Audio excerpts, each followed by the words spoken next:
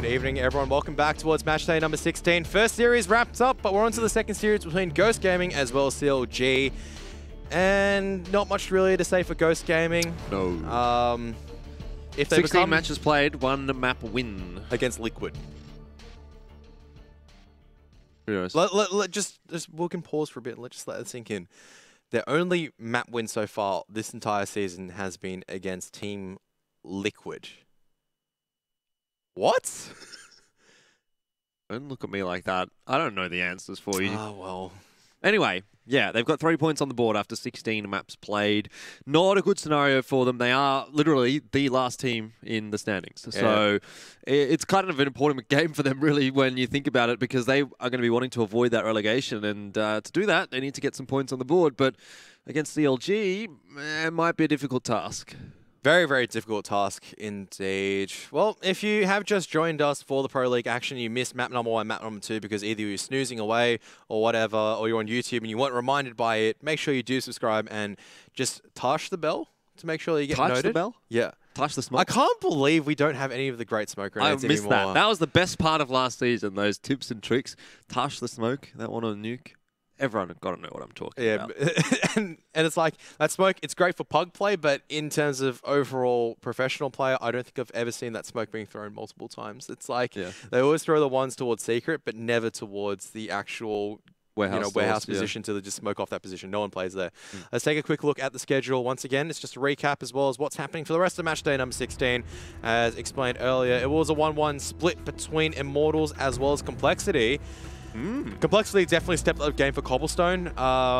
Immortals played very pug style throughout both games. I think that was a very fair comment that they could get away with it when they were sharp, but when Complexity came in, their members started firing up. They played with a little bit more structure.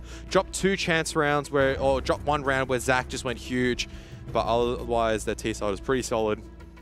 And then on the mainstream, 1-1 split between SK and Misfits. Misfits most likely be very happy with the cage victory, and then SK just do standard SK things where they lose the first map very closely, and the second map they proceed to just utterly curb stomp the enemy team.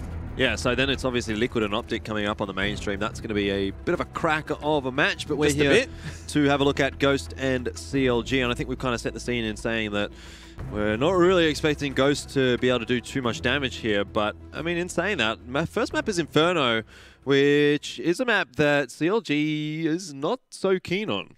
So maybe that's their time to practice. I mean, what better time is there to practice a map? Like, you can use the official as a practice for a map, and you're against one of the weaker teams inside the Pro League. You can kind of get away with it. Yeah, if you're CLG. I suppose to give some context to that statement, CLG have played it 5 times in the last 3 months, and they haven't won a single time. So that's a little bit of a shaky sort of a situation for them, and hopefully they're going to be able to perform something okay on Inferno. But yeah, like you said, I think that might be the thought process coming out from them here. Obviously, they would have been able to veto it away if they could have, but they decided not to. They might have another insta-veto map, because when you're coming forward towards this current meta of CS, everyone needs to know how to play Inferno, which is why like we always talk about, say for example, go back to SK, right? Why they always try to keep forcing Inferno. You even take a look back towards the major, it's because that's the newest map in the pool. Teams are still figuring it out, and that's kind of one that you want to be challenging as well. Like, that's the one where you don't want to be giving a free gift away. Your nukes, your overpasser, your specialized maps where you want to force your enemies to ban it, to waste a ban so you can play a map that's favorable towards you.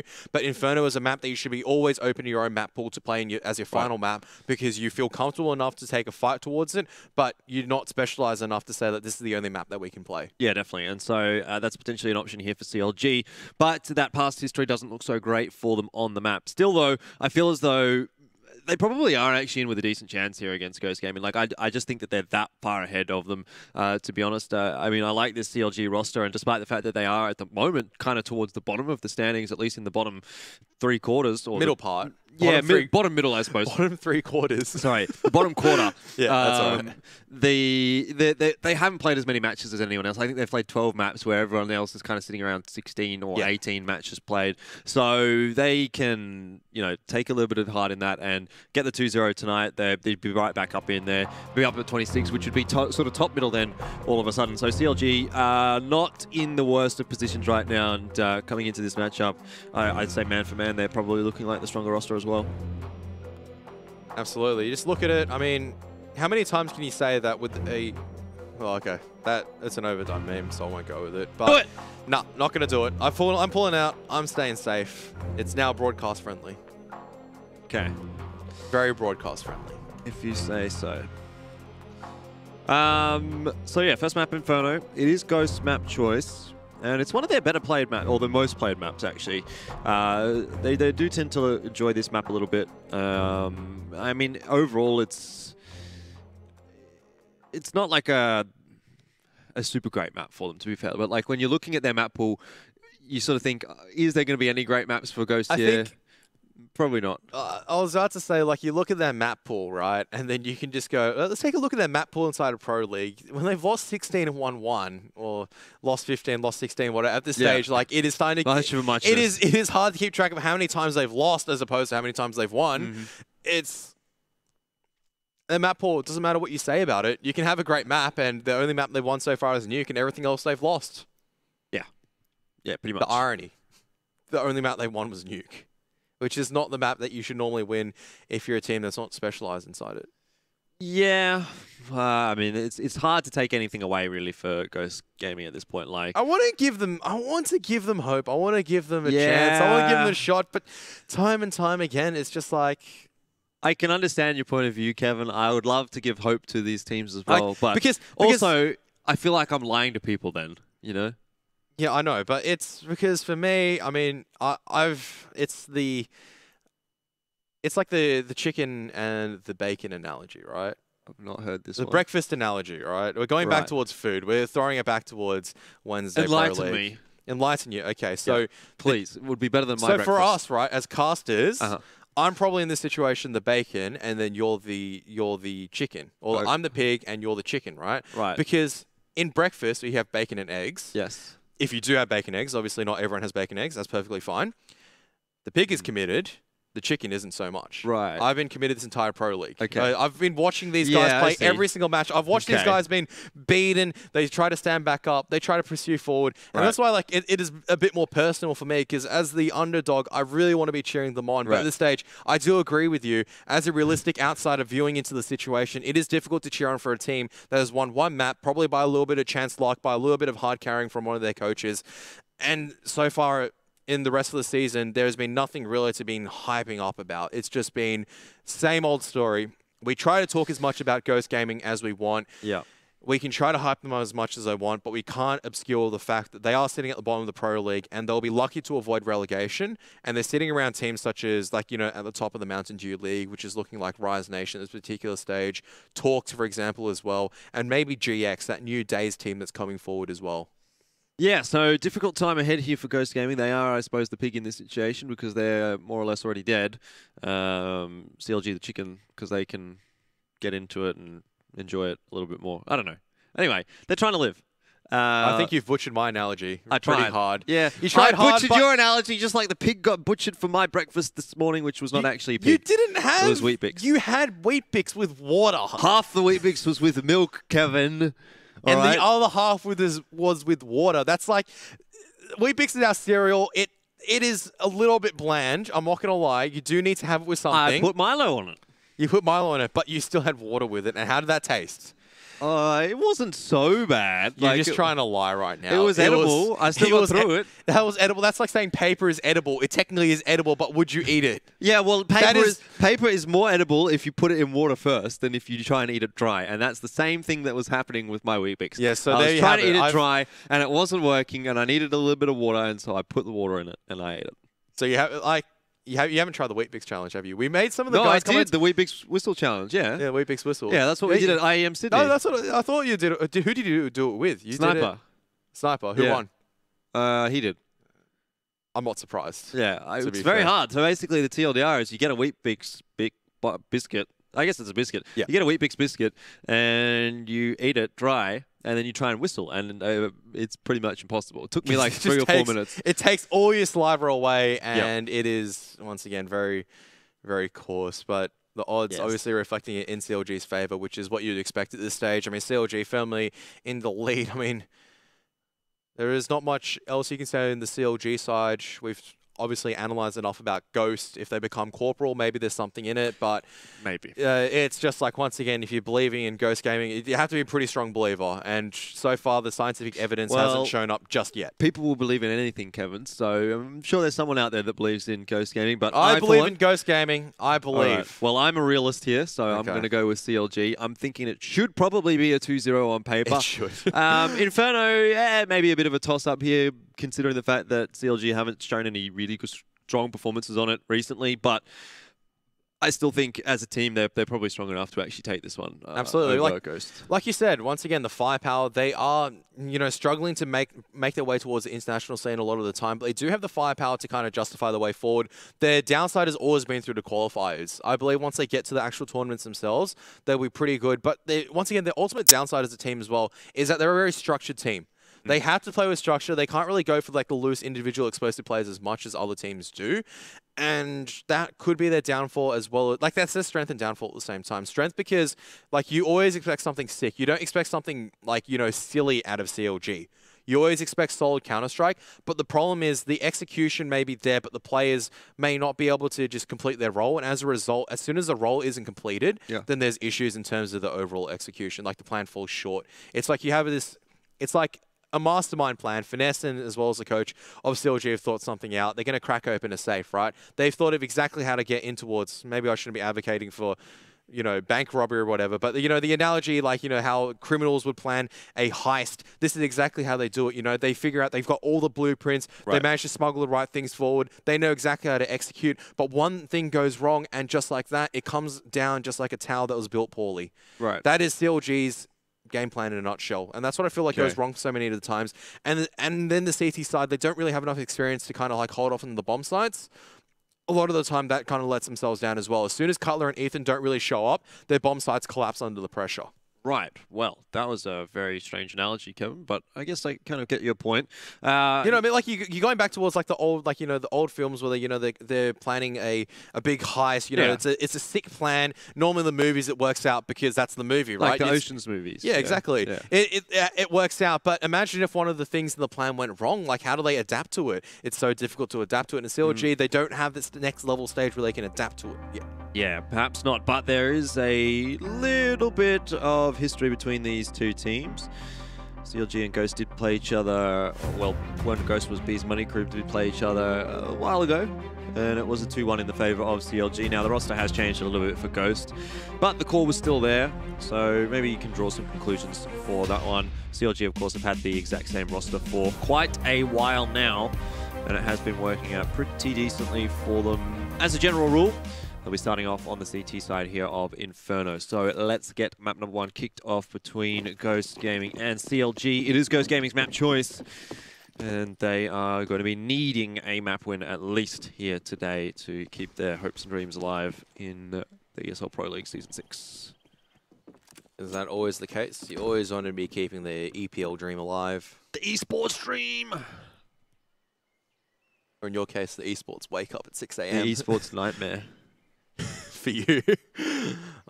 Yes, it was meant to be another commentator who was meant to join us today, or join me today in particular. Yes. But apparently he incurred a case of the food poisoning, which is unfortunate. He was listening to you casting yesterday and he decided, too much food talk, I'm going to get food poisoning. That was not yesterday, though. Yesterday was what were the analogies yesterday? Yesterday was just the hardcore banter between Pilly and I. Right.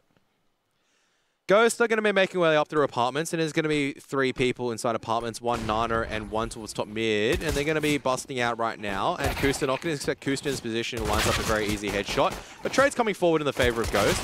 Ricky can't find any more shots while Seb can. Bomb still lost in the middle of the site, so it won't be planted. We'll allow the rest of the CLG members to rotate across before it finally goes down.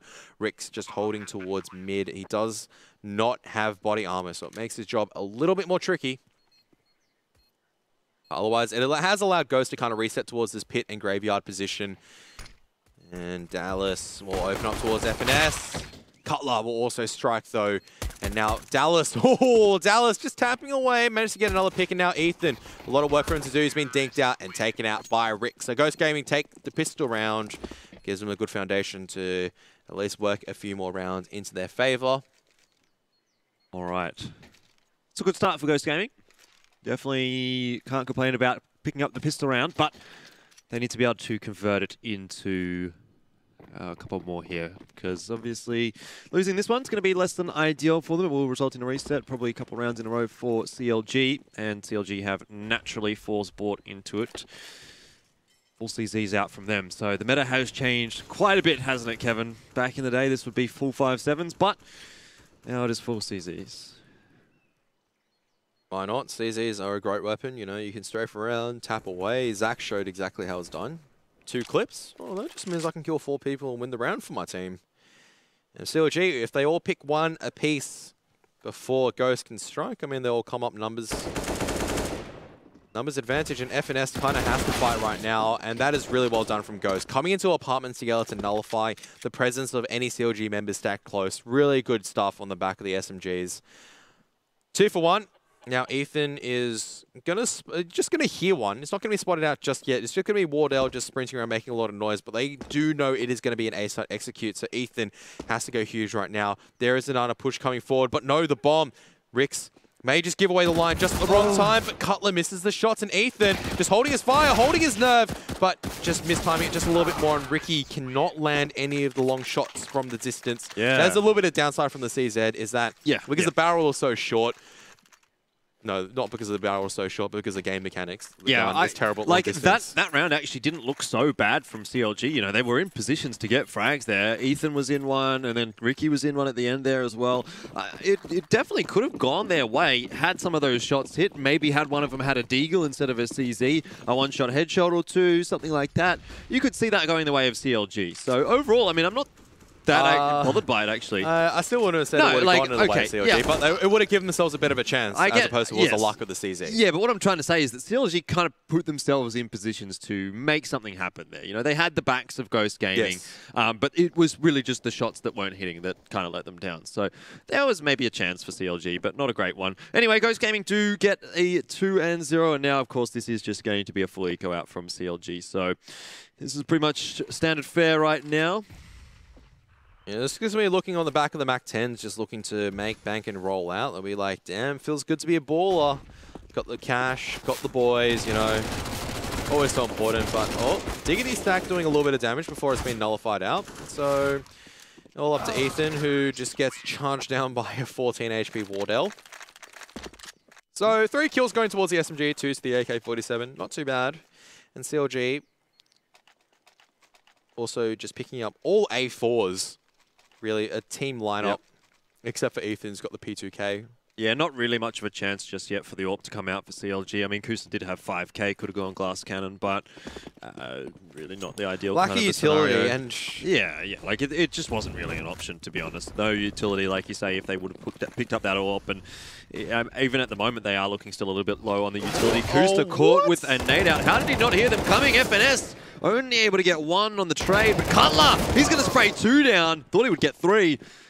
No players left on the A-bomb site, but somehow CLG managed to kind of salvage that.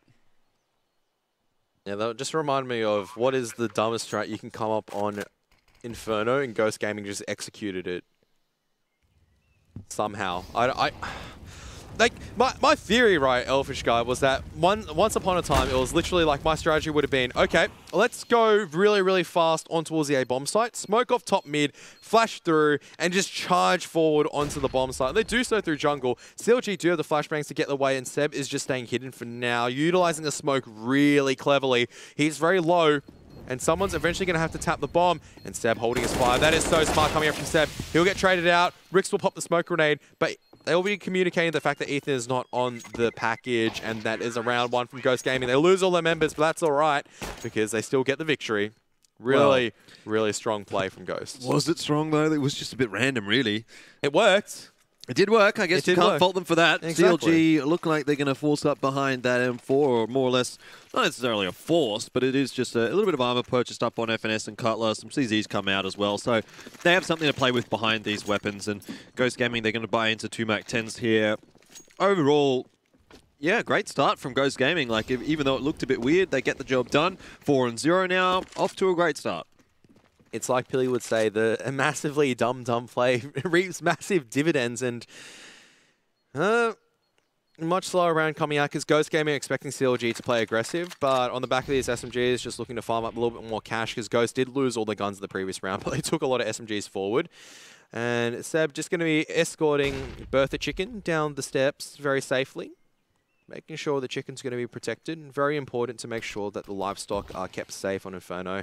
Yeah, as the attacking side, you do want to be making sure that the weapon shipments or whatever the shipments that the CLG are trying to protect are going to be destroyed, but you don't want to be destroying too much livestock in the process. Yeah, why even are there chickens there? Like, it's not a farm or anything like that. Imagine, there's like a farm in like the distance, but maybe it's like Chicken Run, you know, where like the chickens have escaped from the farm, and yeah. It's like maybe that's the sequel where there's going to be a game mode where you have to try to chase down the chickens and catch them as a CT and recover it for the local guys to win hearts and minds. I don't think that will be a very fun game mode, to be fair. Yeah, I'm not sure that it would be. Unless chickens like suddenly start attacking you, but here they come on towards the B bomb site, and it's Connor. Where's he head at, Connor? It's gone. It's been blasted off, and Ricks, I don't know why you're challenging it. Don't know if he knows why either, as he does go down to Ricky. That's a solid B hold by CLG, but the A site is cracked open by Ghost Gaming, and by cracked open, I mean they just walked onto the A-bomb site because there was no one holding it for CLG. However, there is 5 players still alive on that CT side, and so the retake is well and truly a possibility now for CLG. They've retrieved a couple of those guns. Ricky with an AK might be better served dropping that over to FNS, who's the full HP armored player, but he will go down to Seb. Dallas and Seb also finding some more frags there. So this does look like Ghost Gaming are going to be able to hold on to that A-bomb site. Honestly, I thought CLG would make that one closer. Thought they might at least get one on the retake. But Ghost Gaming now secure 5-0. Perhaps CLG's weakness, I suppose, on Inferno is ringing true here once again. To be fair, this is like the first true buy round CLG had. The previous one, Ghost just did... This is true. Like I said, Ghost actually did probably the dumbest thing that I've seen in terms of executed Counter-Strike and managed to make it work out. I don't mean it in a bad sense. It's just because it's so random. How do you predict that you're going to have 5 people charging up mid straight through jungle with one single supportive flash? You don't expect that at this level, and it catches CLG off guard. But now Ghost Gaming are going to playing a little bit more patiently as CLG are looking to get progressive on Nana. Ethan's actually pushed a little bit further down to make sure there's no one there. And now apps control being taken from Ghost. CLG just concede the apartment's control. And what Ghost have done particularly well so far in Inferno is taken apartments quite thoroughly. And the only issue that I've seen in Ghost is their mid-game execution plans, and that's where you see a lot of the developmental teams go wrong, is the mid-game goes awry for them. They don't exactly have the experience or the ability to necessarily counteract what's going wrong, and they may get the advantage very early on. It's a good read, though, here from CLG, as the A-bomb site hit is going to come into effect from Ghost Gaming, but 4 players over on this side of the map for CLG. Seb peeks the corner, but that's not going to work out. There's no one there, and Kustar finds 2 very easy frags with that AWP. Nobody looking in his direction. Does eventually drop down in front of Wardell and will die as a result. Wardell now starting to hit some shots with that AWP. It's a 2 versus 1. It's a difficult 2v1 considering the pit is still alive.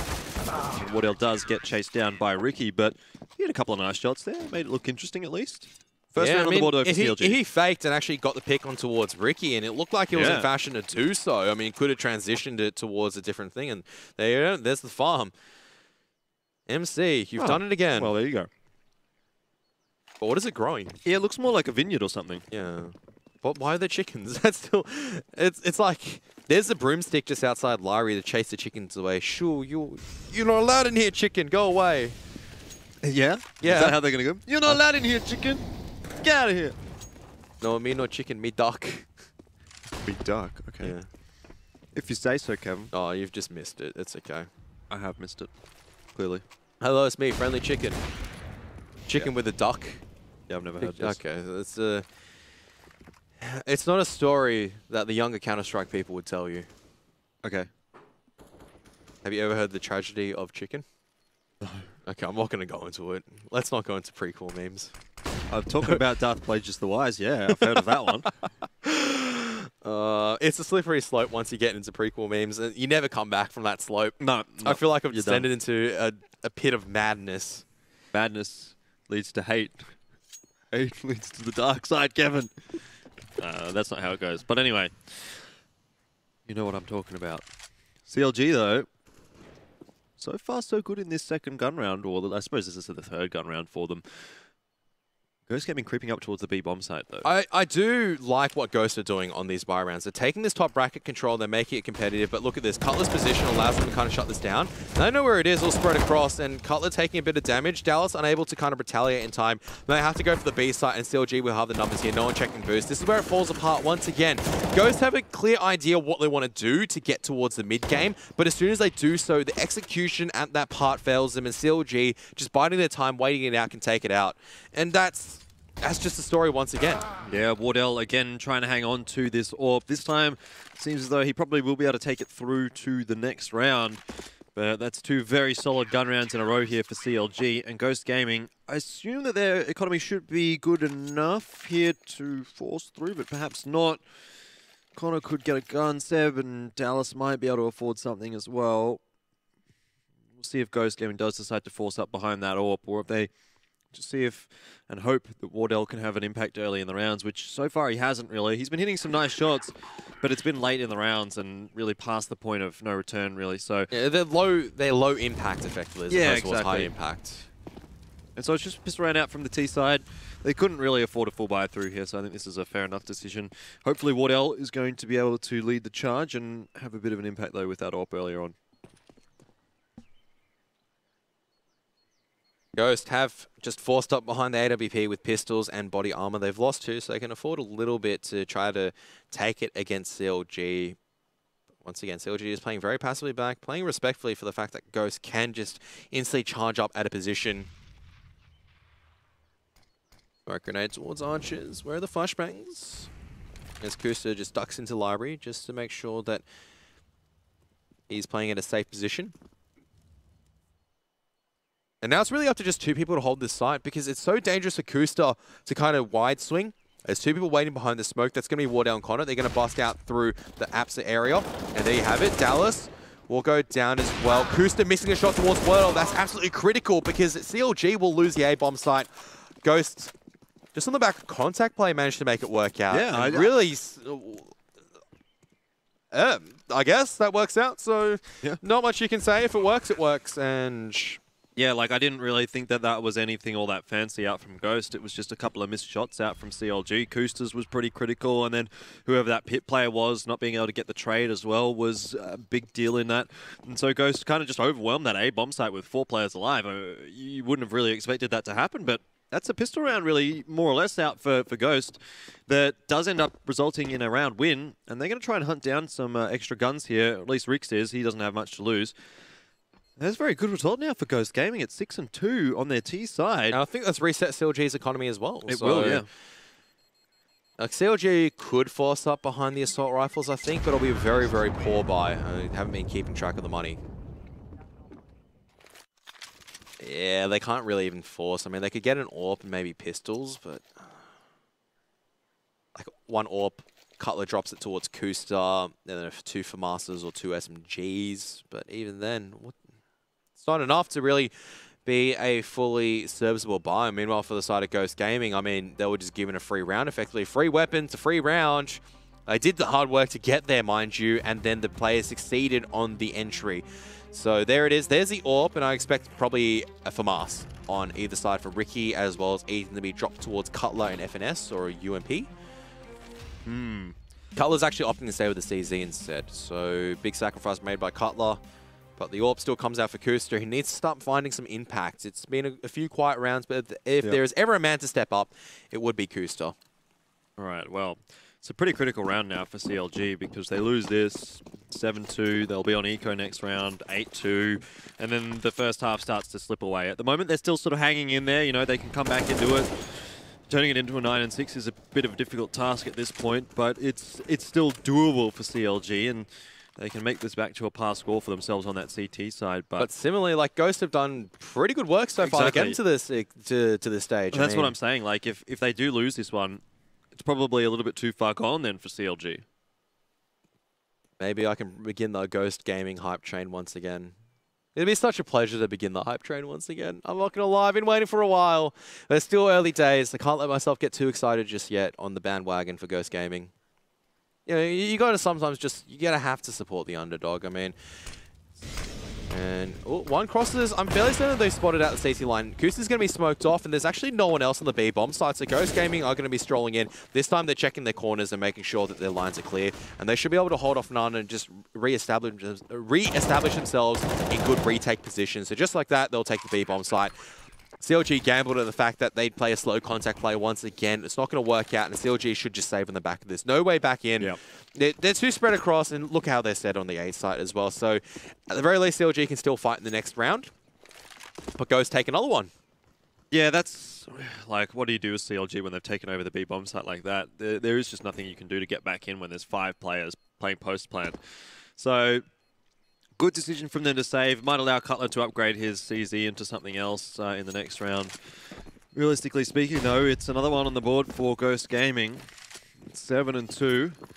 Things are starting to look a little bit dire now for CLG. And I did highlight that Inferno was not one of their favoured maps in the last few months, and it's clearly not the case here against Ghost Gaming either, who are definitely looking like the better side right now.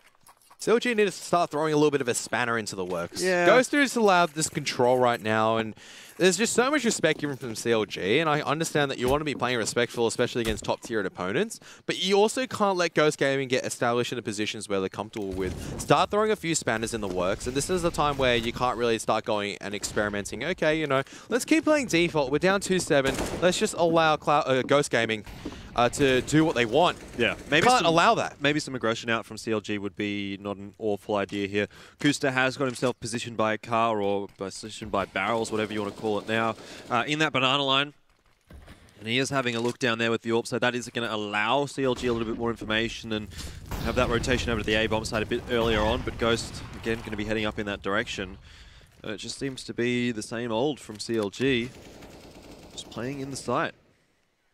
They have to. They don't have enough utility. And this is where, I mean, like you see some other teams, they'll throw a flash and Diggity and group up behind the UMP and CZ and at least try to make a progressive play, because you have no idea how many members of Ghost Gaming are towards top mid right now. They could be, you know, 3, could be all 5. It could just be 1. And right now, there is none at top mid. And CLG, unless they make a flash play, they won't identify it until they finally slowly push out towards Diggity. Kusta is now in a lot of trouble. He's been blinded out. He might be caught out. He does manage to back out in time. Look at that. Once again, because as soon as he is flashed out, there's nothing he can do. He backs out a little bit too late. Yep. And Ghost Gaming find the right timing. Wardell just jumps up on a very common edge of the smoke spot. And once again, CLG, not only lost the AWP this time around, they've lost 2 members, and they have to save once again. And you can't win by just saving every single time. This is not like a bank account. You can't make a deposit and hope it comes to fruition. You've got to do something with it. Yep, it's not been a good performance so far from CLG. I mean, Ethan got 1 frag there, which I thought was him actually pushing down mid, but in fact, it was Rix pushing up to top mid, and he was pushing into the A bomb site, keeping those CLG players interested. And then, unfortunately for CLG here, like you said, Kusta just goes down on the B side, and that's the round over essentially for CLG. Ghost Gaming are pretty keen to hunt down a couple of these guns. Doesn't look like they're going to be able to get much, though. Cutler does get rid of Seb. But 2-8 now. CLG, again, they can buy in this. They can buy in this. This is actually a really good buy, as a matter of fact. Is it too little too late, though? Like, you've already allowed 8 rounds over to Ghost. It's never too late. You can still slowly start to compose yourself and try to get the next 5, 7, 8 on the CT side. Really, really good. I've seen teams get 4 rounds on the CT side, and that's enough, because if they are able to execute and then do what Ghost Gaming are doing right now, very easy for them to kind of come back into this. But every single round from here counts for CLG. They need to at least make it towards 4 to make it comfortable. If they do allow them to, I guess, Ghost to get towards maybe about the 12-round mark, that's where it starts getting scary. And Ghost, so far in pretty good fashion, they've actually nullified any of the early Nana presence. They've realized, okay, deep smoke, let's just back out of here and just take Nana later. There is no need to challenge it right now. We've got the utility to make it count. And CLG attempting a Diggity stack. At the very least, this is something different. Yeah, it is a bit more of a forward play from CLG. I'm not going to say aggressive play, because they are still playing quite passive at the moment. But again, they do have just that solo hold over on the B side. This time it's Ricky with an AK, so it's a little bit of a change up for CLG in that department as well. But again, Ghost are going to push forward, and Ricky has gotten the timing correct. He's fallen back into that B bomb site. The rotation comes across from Ethan early. and now perhaps there's an opportunity for CLG to hold on to that B bomb site. But once again, you can see what Ghost intention is doing it with 3 people, and that's what I mean. Like they've got really, really good strats. They've got the intention to do something. What they've done with just the 2 flashbangs, a molly and a smoke, is effectively taken that B site control off of CLG. CLG have no read coming in 28 seconds where the members of Ghost Gaming are going to be stacked at. But Ghost maybe left it a little bit too late because they're leaving quite late from second mid, and Kusta may be able to hear this. So there are 2 on the bomb side, but they're firmly entrenched on the bomb side, and Rix just comes in, does a lot of damage towards Ricky, identifies position. Good stuff from Ethan at the very least. There's 13 seconds left. Ethan cannot hold on. Yep. And though, like, you see a more experienced team against Ghost Gaming, they'd be able to hold on towards that B site because they know exactly when to drop their utility and whatnot. CLG can't punish Ghost for that late rotation. They can't really do much. And as a result, Ghost are allowed another round into this unless there's a sick retake. And I don't think it's going to happen. Cutler will check the line, but Dallas will punish him. Dallas has had a great game so far. And as the IGL, I must say, he's been improving every single week, not just fragging in terms of in-game, but in terms of these strategies. Sure, it's a little bit rough on the edge. You can see that Ghost Gaming, once again, if time was just a little bit away on the different side, it'd be a different story.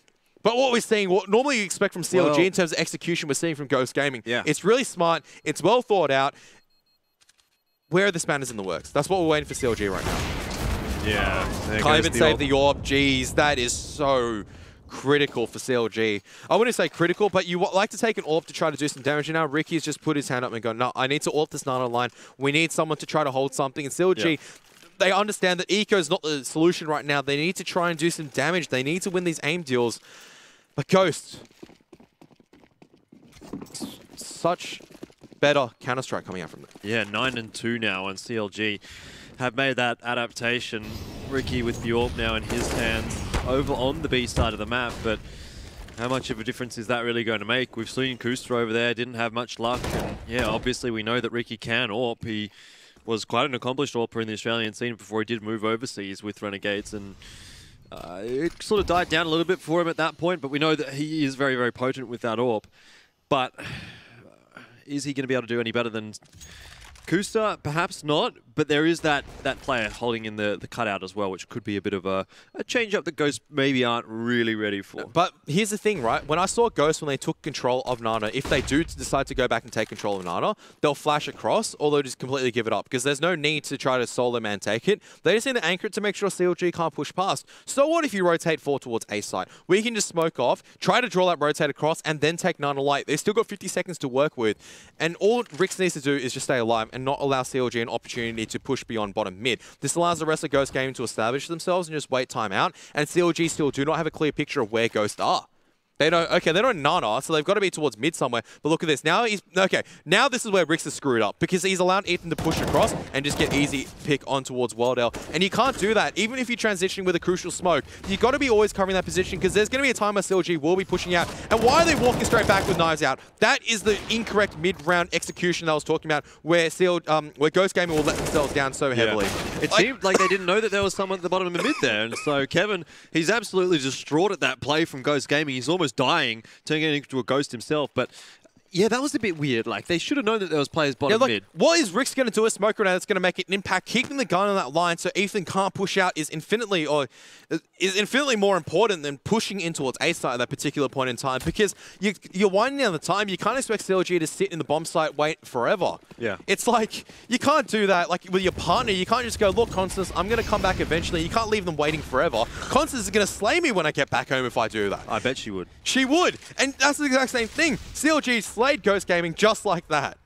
All right, well, Ghost Gaming now have given up that critical round. CLG seem to have got a bit of a second wind in their sails as Kusa does find the opening pick in this round. Now, all is not lost just yet for Ghost Gaming. Let's remember, they are on 9 rounds on their T side. A very good start from them here on Inferno, and still the potential for them to turn this into a very big first half. But is that the second win in the sails of CLG? But I've seen this happen so many times before. Team gets off to a good start, then they stall because they're ahead. They don't make the confidence plays. Like, sometimes you've just got to do a really, really silly play just to throw CLG's head off. Because at the moment, all Ghosts are doing right now, structure, structure, structure, structure, after one silly round. And CLG, they're playing around structure.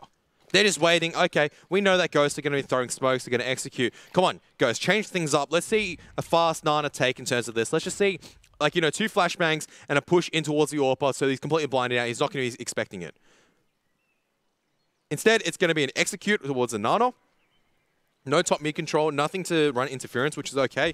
They don't have the 5th member to do so. But what Ricky can do right now, counter flashbang, to stall it down. He's on the line. Where's the smoke grenade? Where's the flashbang? Comes in too late. Smoke comes forward. There's still one on the side boosted up, but Ethan can't get the kill.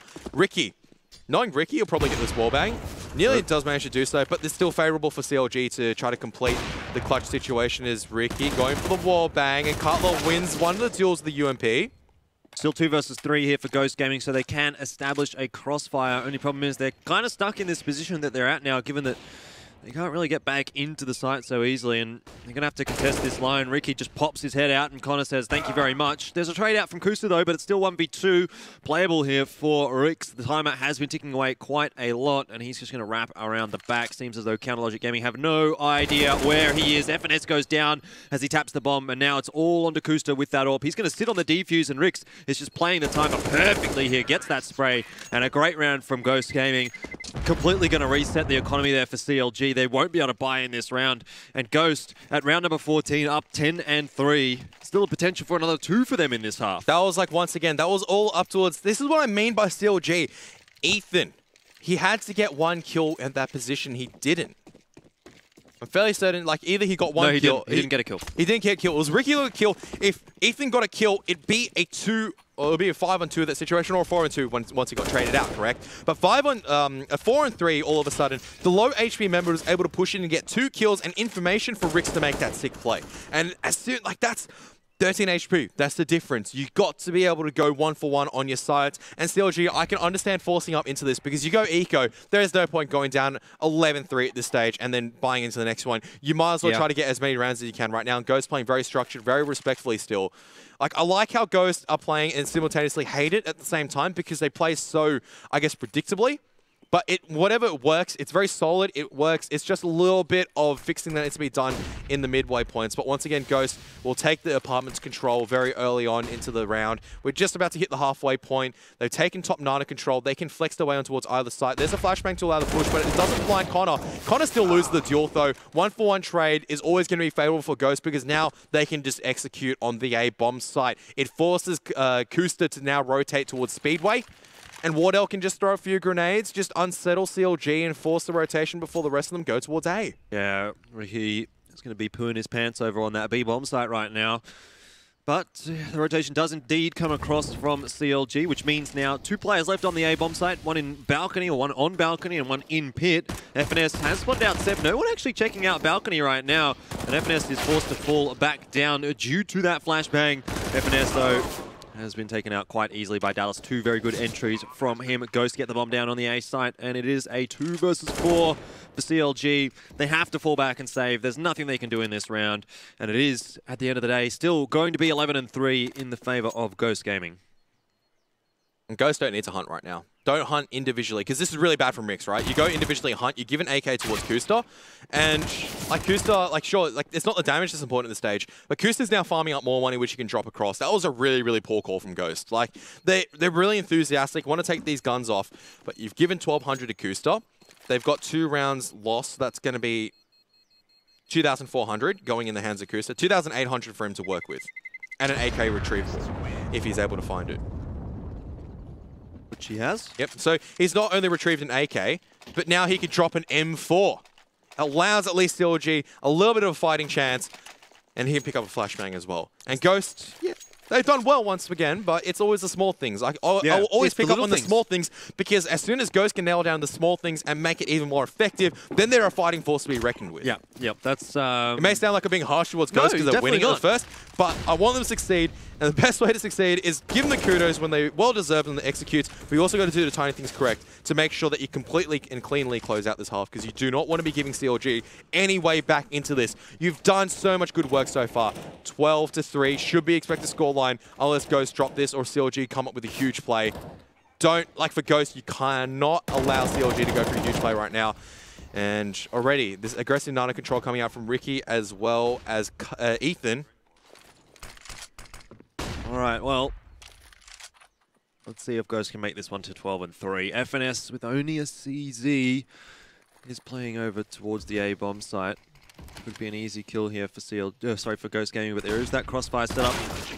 Not anymore, though, as Sev does get Cutler, but the trades are there for CLG at the moment, and all of a sudden, wow, what was that? Yeah, see, that's exactly what I mean. They've done like a ton of hard yards as long as they grounded out the final round, 12-3, but they've given 4 rounds. Those 4 rounds that CLG desperately need for their own T side. Is 4 rounds enough, though?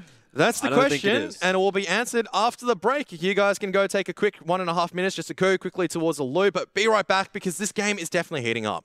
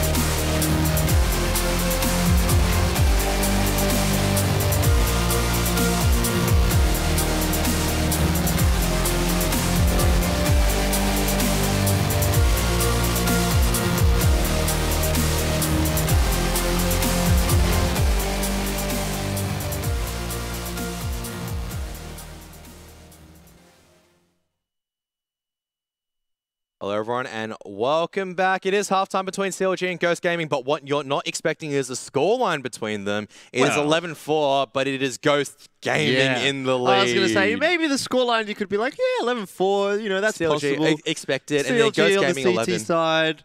But no.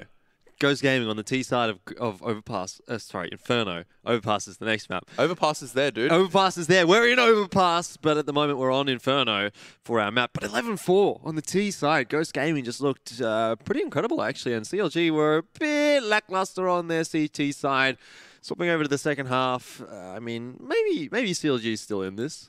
Yeah, I like the odds for CLG at the moment. 4. Yeah, this is looking all right. Like I said, if I was a betting man, I don't know the result. Like, yeah, if I was a betting person, just maybe, like, $10.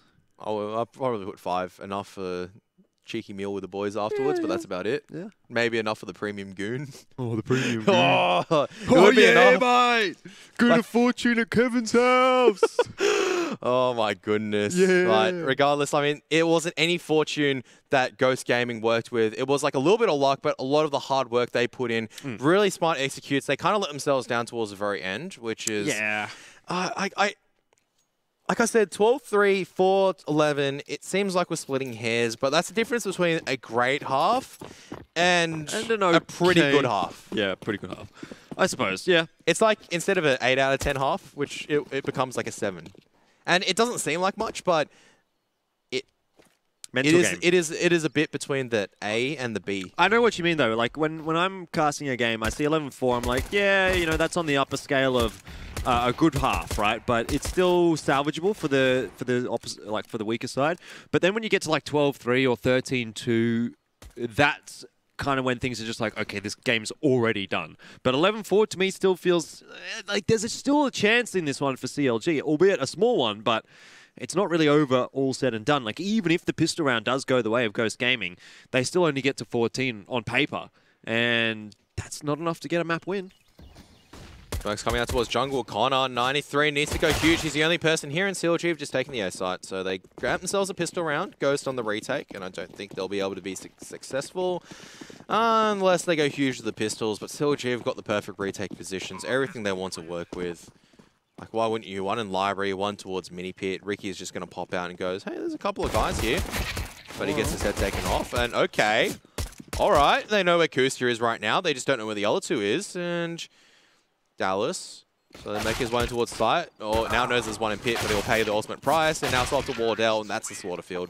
Is it just me, Kevin, or is it like every time we see a good first half, that team that won the first half doesn't win the pistol round. Yeah, well, it's Feels pistol like round. I mean, pistol rounds are always a little bit shaky at best. I mean, you can have a really good stick strategy, but if someone clicks the pixels better than you can click them, and a little bit of luck, they can win. They can win it.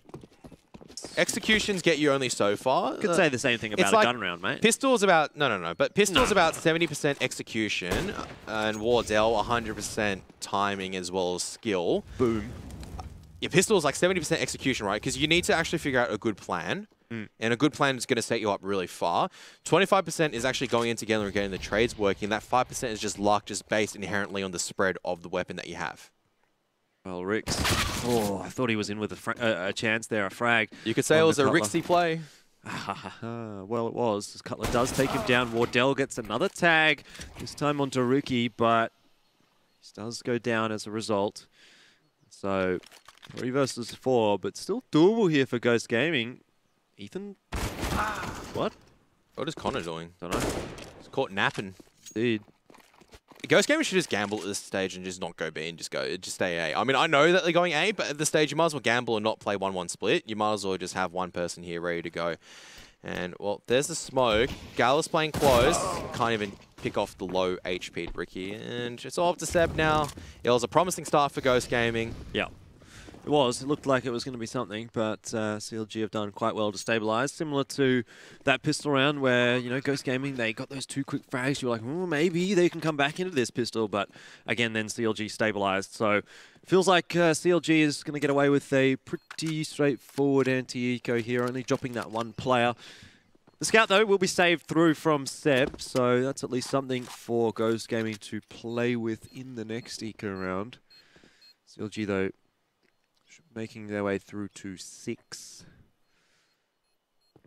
I have an amusing story for you right now as we're waiting for the time to tick away. I would love to hear an amusing story. You know how I use computer glasses, right? Yeah. I've now got our fellow commentator Brainstorm to get computer glasses as well. Why?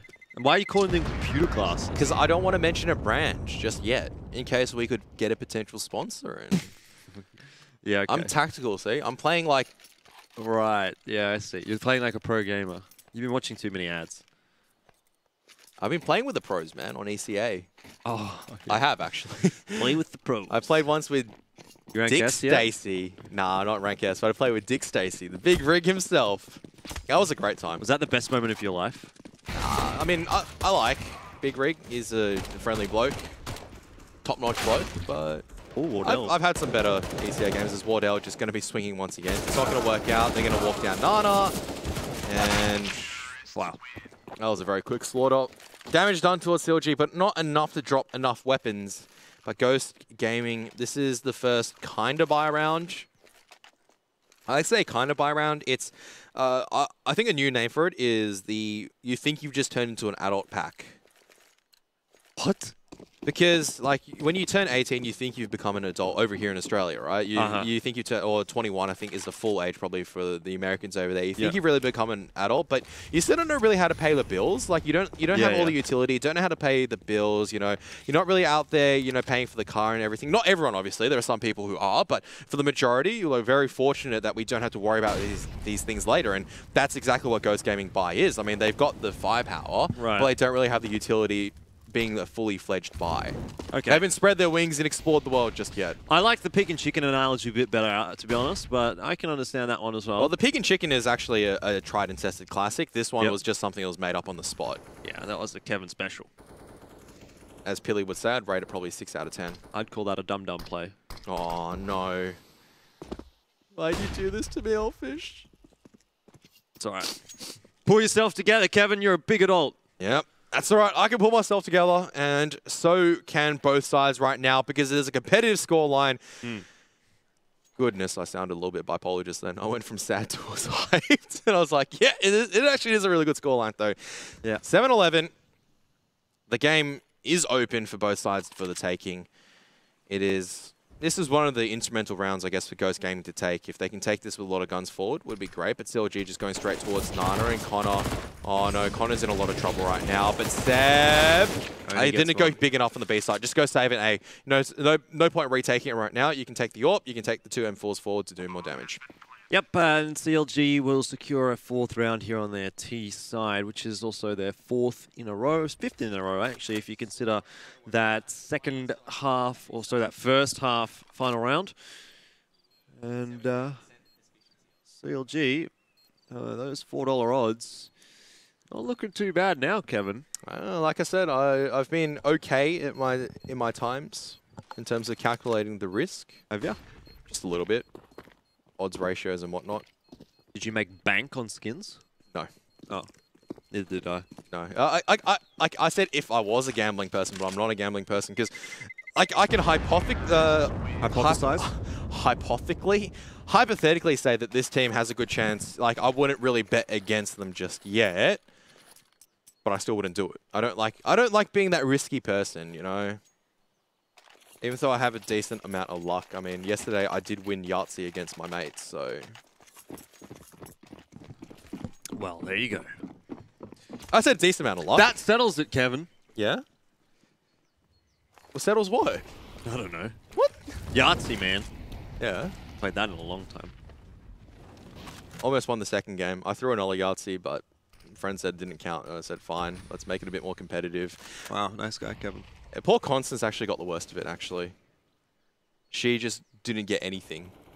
Imagine that. 13 rolls and you can't... She deserves it, Kevin. What? Be the alpha male in the relationship. Oh, my goodness. You can't say that. She's not watching. You can't say that, skinny stick. Whoa. See, that's why she does deserve it, because she bullies me. I'll bully her back. Toxicity. Unacceptable. As now CLG going to be testing out the B side to see if it's acceptable for the taking. And they're actually just going to make a bit of noise before they back out. Wardell is posted on the angle with the scopey scope. Is that like a dummy-dumb play? No, it's just a sniper rifle. Oh, righto.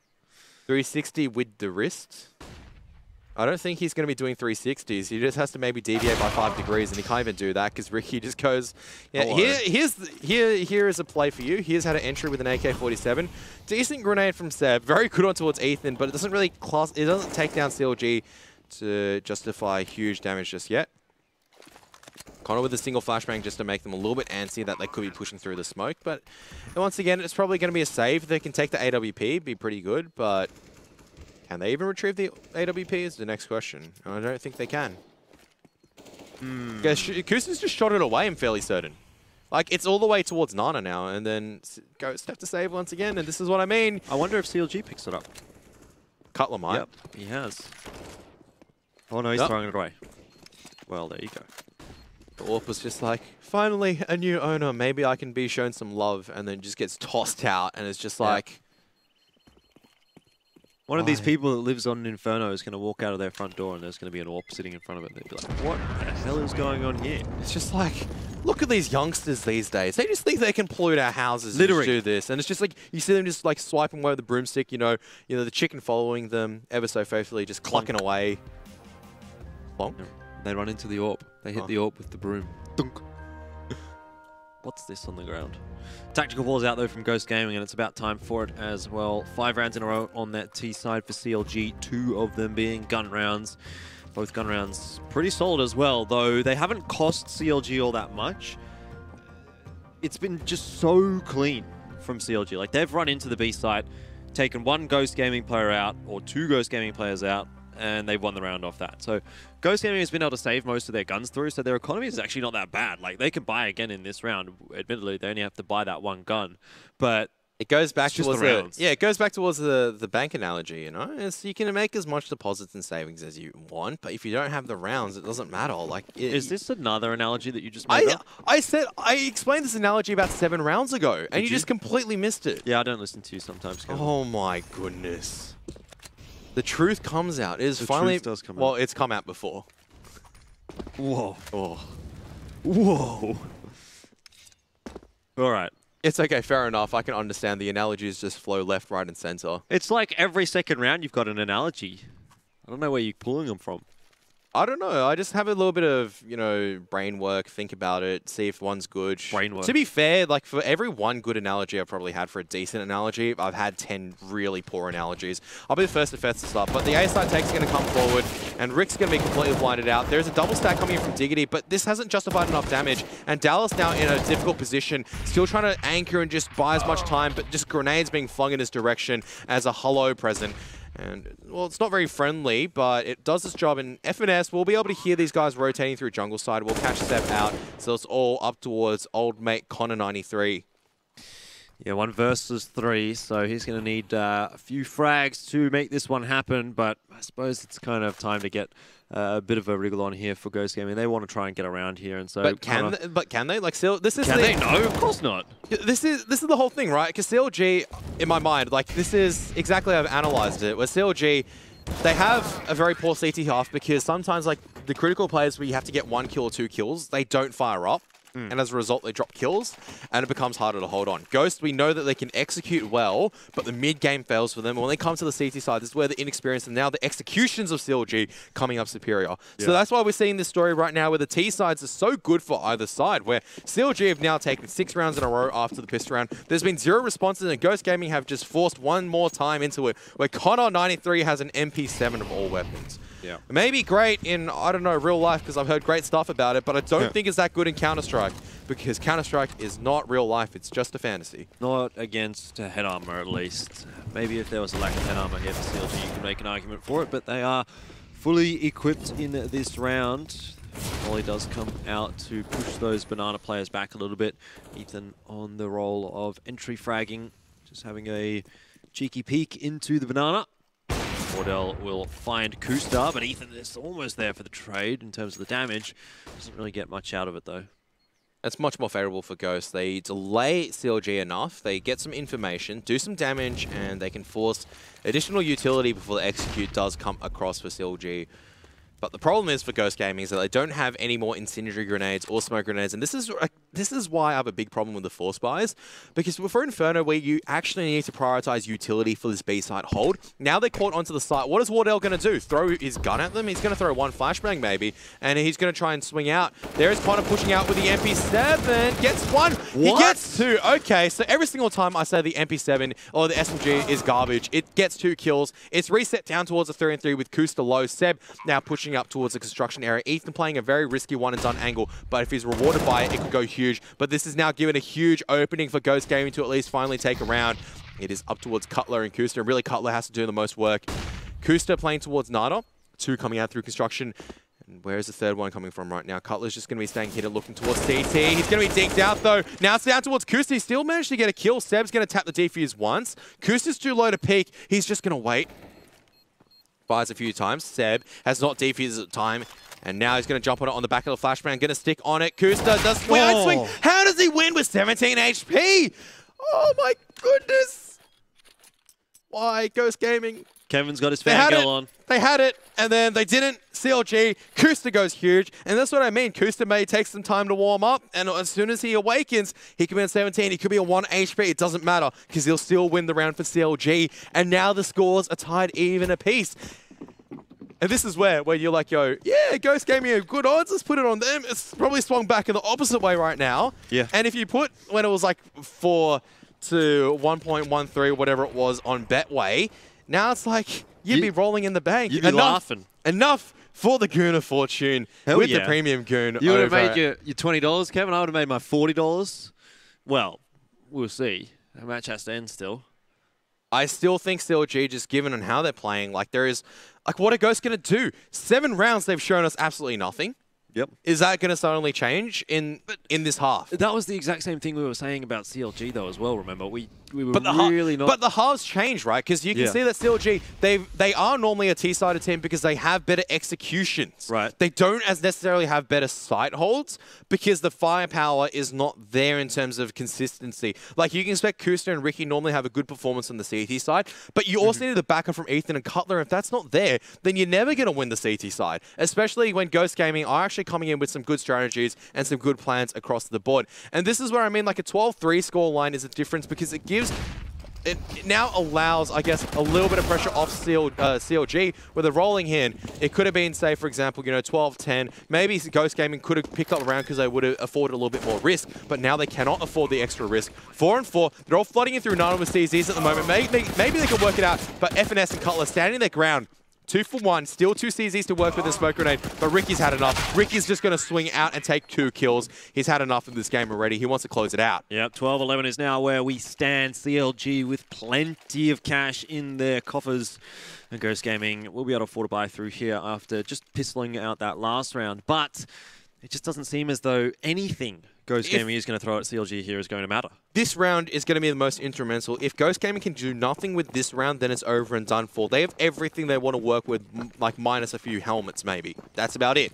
They have everything else. They've got the utility. They've got the weapons. They have got, I don't know, the tactical pause, B telling them exactly what to do. Now they've just got to execute upon it and just, pick the pixels that are right for the picking.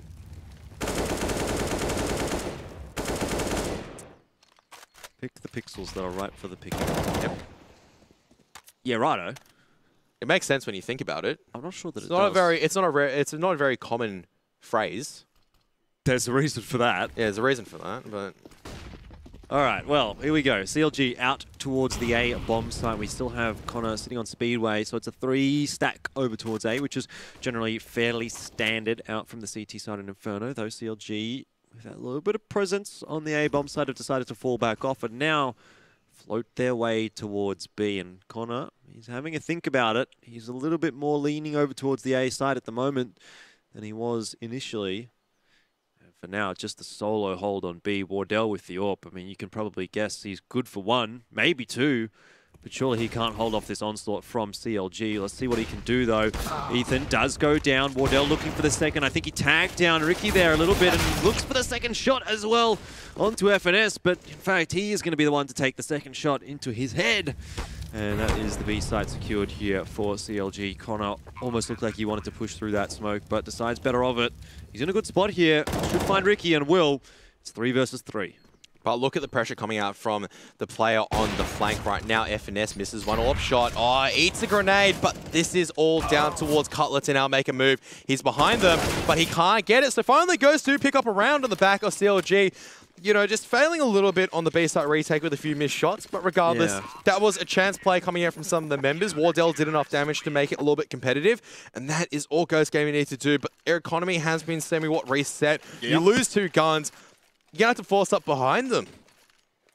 Yeah, you're not going to have a full set of utility, so look, Seb has to drop a weapon, an M4 most likely, and maybe buy a FAMAS, maybe, because I don't think... No, there's an AK on the ground. So they do manage to afford a full set, which is good. If Ghost do lose this round, though, then that's really it, isn't it? Because CLG will just reset them. They're not really necessarily over just yet, but just given about the trends, I mean, I'd say that it would be over. Yep. CLG have not dropped an anti-eco just yet, and I don't think they want to be applying for Australian citizenship anytime soon. Except for Ricky, who's already got it. Yep. All right, well, we are 12 apiece. Very, very close map. Even though it doesn't really feel like it's been going this long, we're into 24 rounds, 25 rounds now. Wardell opens up onto Ricky. Okay, this is where it starts becoming a little bit more alive for Ghost Gaming, where Wardell's allowed to take a few more risks, and he's rewarded for these risks as well. Sitting at the corner, you could be barraged by grenades, but he gambles correctly that they are going to be boosting that round, and Ricky is surprised with a bullet on his head, and CLG just immediately back out of Nana and try to go straight back to A. Connor. Really instrumental position, because the longer he stays here gathering information, it means that the rest of the CTs can just buy time with utility. Look at that. That's a great incendiary grenade just to make sure it slows down a little bit more. Maybe does a little bit of damage. Not enough to really put Ethan in headshot range, unless he is very, very close.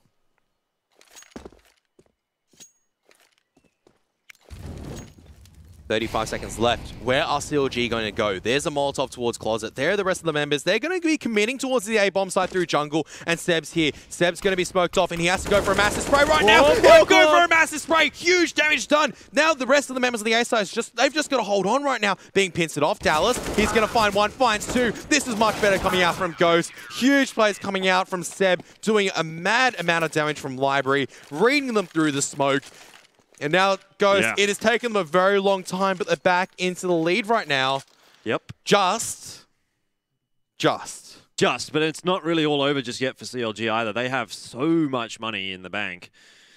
And Wardell, that's a great shot onto Ricky, but CLG are still in this. They can buy next round. They can buy probably the round after that, and potentially even the round after that. So CLG are going to be continuing to put that pressure on Ghost Gaming, but we have seen two very solid CT rounds now. Finally, in this second half, it's players stepping up. Like that's where Ghost was missing. We didn't see a player stepping up, and that's what you need. Just one CT. You need Wardell going in confidently. Seb knows that the smokes are going through. Okay, could hold my line.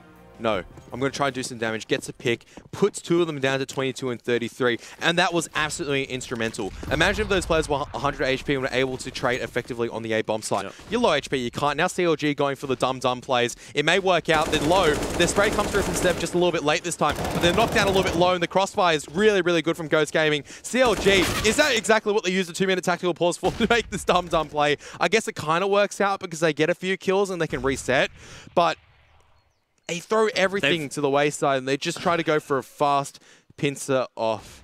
It feels like CLG have lost more than they've gained in that push, right? Because now Ricky's on 27, Ethan's on 46 HP. But now they've gained what? They have managed to pick up Ricks, though. So that means we're back into a player advantageous situation for CLG. Whichever side CLG does decide to take, that defender has to come up with at least 2 frags. And luckily for Ghost Gaming, it does seem as though it's potentially the A-bomb site here that CLG might head towards. What is Kusta holding? This is the real question. Because like even though they pincer off, like Dallas is still in a critical position because he knows that Ricky was closer towards apartments. He'll clear out top mid before clearing out boiler potentially. He's afraid of top. He's afraid of mid right now. He's hearing all these guys on the A-bomb site, but now Ricky throws a smoke grenade. He's going to make his presence known. They've lost the bomb. It's huge. Now Wardell can come across. There's the incendiary grenade. They're still going to wide swing on it, but Dallas is just going to hold on right now. Dallas has done huge work. The Canadian IGL stepping it up. Ethan comes across. Wardell, what are you doing behind the smoke? He's now just allowed Ethan to grab the bomb. Still a 1v1 though. Great work done from Dallas, and let's see if Wardell can clutch this one out. His AWP has been pretty deadly so far for Ghost Gaming. And will it be just one more? It is! And Ghost Gaming are going to be putting themselves through to 14 and 12. But yeah, that's the difference. If CLG would have gone towards B, they would have had that AWP to deal with. It's a little bit easier to trade that one out.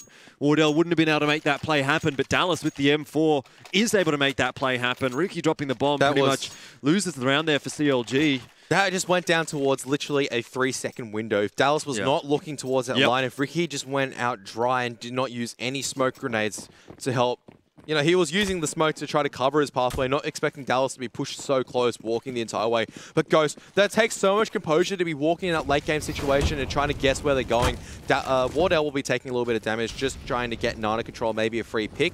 That's all right. Once again, trading 40 HP for a pick, perfectly acceptable. And now he's deployed on the car line. CLG can buy straight back into it, but now they've let 2 rounds drop. Ghost Gaming just within hair's breadth of taking a victory against CLG. They started off so strong on their own T side, then CLG struck back almost 8 rounds in a row before there was a response. Yeah, it was 8 rounds actually.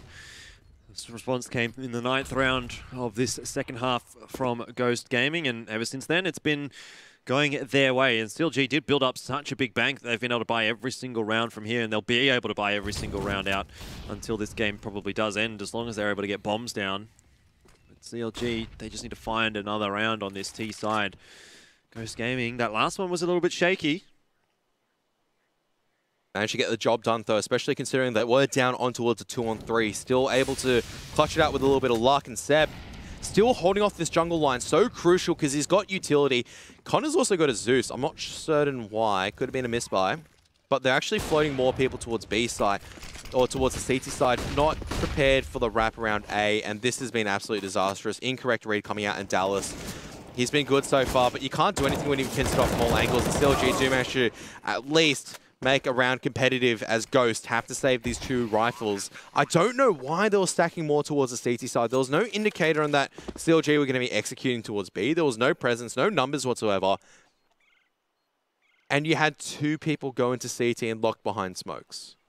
Perhaps just a feeling out from someone on Ghost Gaming. Maybe a feeling, but there was nothing to justify that feeling. Yeah. Like, you didn't have top mid control. It it wasn't as if CLG didn't throw top mid smokes, or CLG threw top mid smokes and were like, hey guys, we're here. And Ghost Gaming didn't really actively peek on the back of it, because they peeked on a flashbang or any informational player that would have seen 4 Ts there, ready to take the A-bomb site. Well, not the case this time for Ghost Gaming, but they do save those 2 guns through. It's 14-13 as CLG do bring up another round for themselves. It was 3 in a row for Ghost Gaming, and now they just need a couple in a row to close out this map. They're forcing, and that is a big kind of... it's an iffy factor coming out for me. Yeah, it's not a great force either. Like, they're going to have FAMASas and 4s. There's an AWP as well, I guess, which is good news for Wardell. Was saved through from the last round. It's not a terrible force. They've got a decent amount of utility as well to play with. So. It's serviceable, but is serviceable good enough at this extent? And they just boost him fast up onto the broken wall. He takes a little bit of damage, but he's already assumed a line. They're not going to be expecting him to be on the broken wall so quickly. There's the flashbang. The shot comes out a little bit early from Wardell, but he's got to take a chance shot. He expected Kusa to peak, but CLG just slowly on the back of a few flashbangs will just slowly try to push their way up Banana and get some healthy potassium in them for today. Don't want to be dying for it. Do some potassium right now, but CLG seem like they're quite keen on it too, as that Banana has been taken by CLG. They are. This is just going to be a non-execute right now coming out from CLG. All the numbers are towards there and Ghost. They need to try to make a play towards mid. Who's been spotting mid this entire time? No one. Oh, this is the nightmare situation for Ghost, right? Because you don't have enough utility. And Seb, he does well enough to stop it from going towards coffins, but is it going to be the go signal? And it hasn't been yet for CLG. They've thrown a few smoke grenades, but maybe they don't realize that Ghost economy isn't the best extent. And Seb is going to block another smoke grenade. I don't think it was this successful this time. He's still playing around the edge of the smoke grenade. Wardell gets one. All he needs to do is just post up on the same line. And now it is up towards Connor to go huge. He can't though. And there it is. CLG once again will be able to get the entries working in their favor. 3-on-2. Ghost had to go for this with the M4 and the FAMAS. There is no kit unless there's been one dropped on the B-bomb site. That looked great for Ghost Gaming. It seemed like they had the players in the positions that they need. Connor coming through the smoke seemed like he was in a good spot to get a multi-frag, and then all of a sudden CLG just trades effectively 3 for 2, and the save does come out for Ghost Gaming. I think it might actually not be the worst of ideas at this point, because next round, if they would have lost those couple of guns, they just would have had nothing. They would have had literally nothing. But now at least they're going to have an M4. They're going to have a FAMAS. Maybe Dallas and Reeks can drop a couple of UMPs or something like that. Remember, this is only the 2nd round in a row that Ghost Gaming has lost, so their losers round bonus is really not built up that much. And that could have spelled, for example, 15 rounds for CLG had Ghost Gaming lost that next round due to the fact that they can't buy. And even now, their buy is really not going to be all that amazing. So CLG making a late run into Inferno. Ghost Gaming at least keeping it competitive. They will be barely forcing in this. Body armor and CZs to try to back up the rifles kept from the previous round. So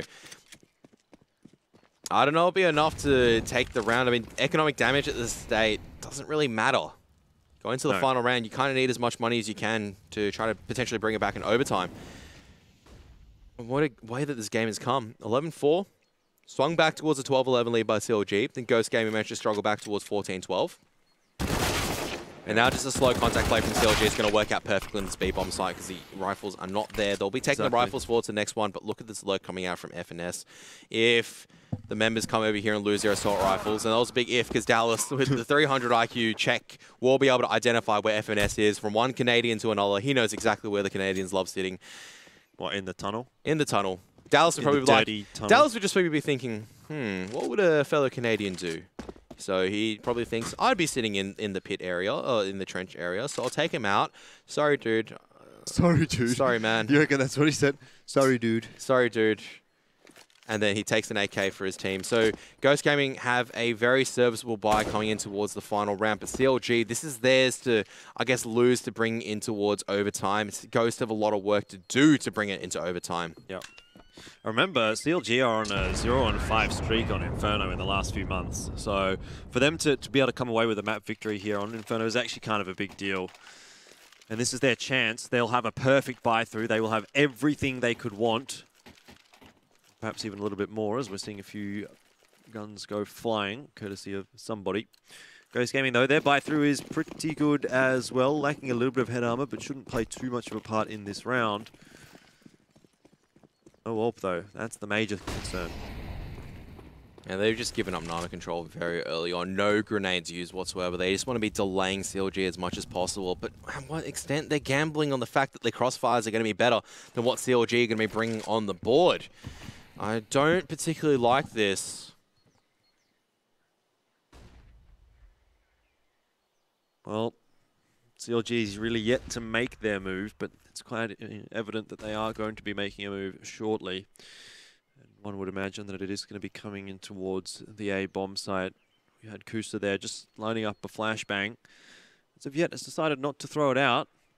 And Ghost Gaming are going to just retreat a little bit further back into the site, play a little bit more safely, which will mean Ghost Gaming will give up control of that top mid area. CLG get out of there for free.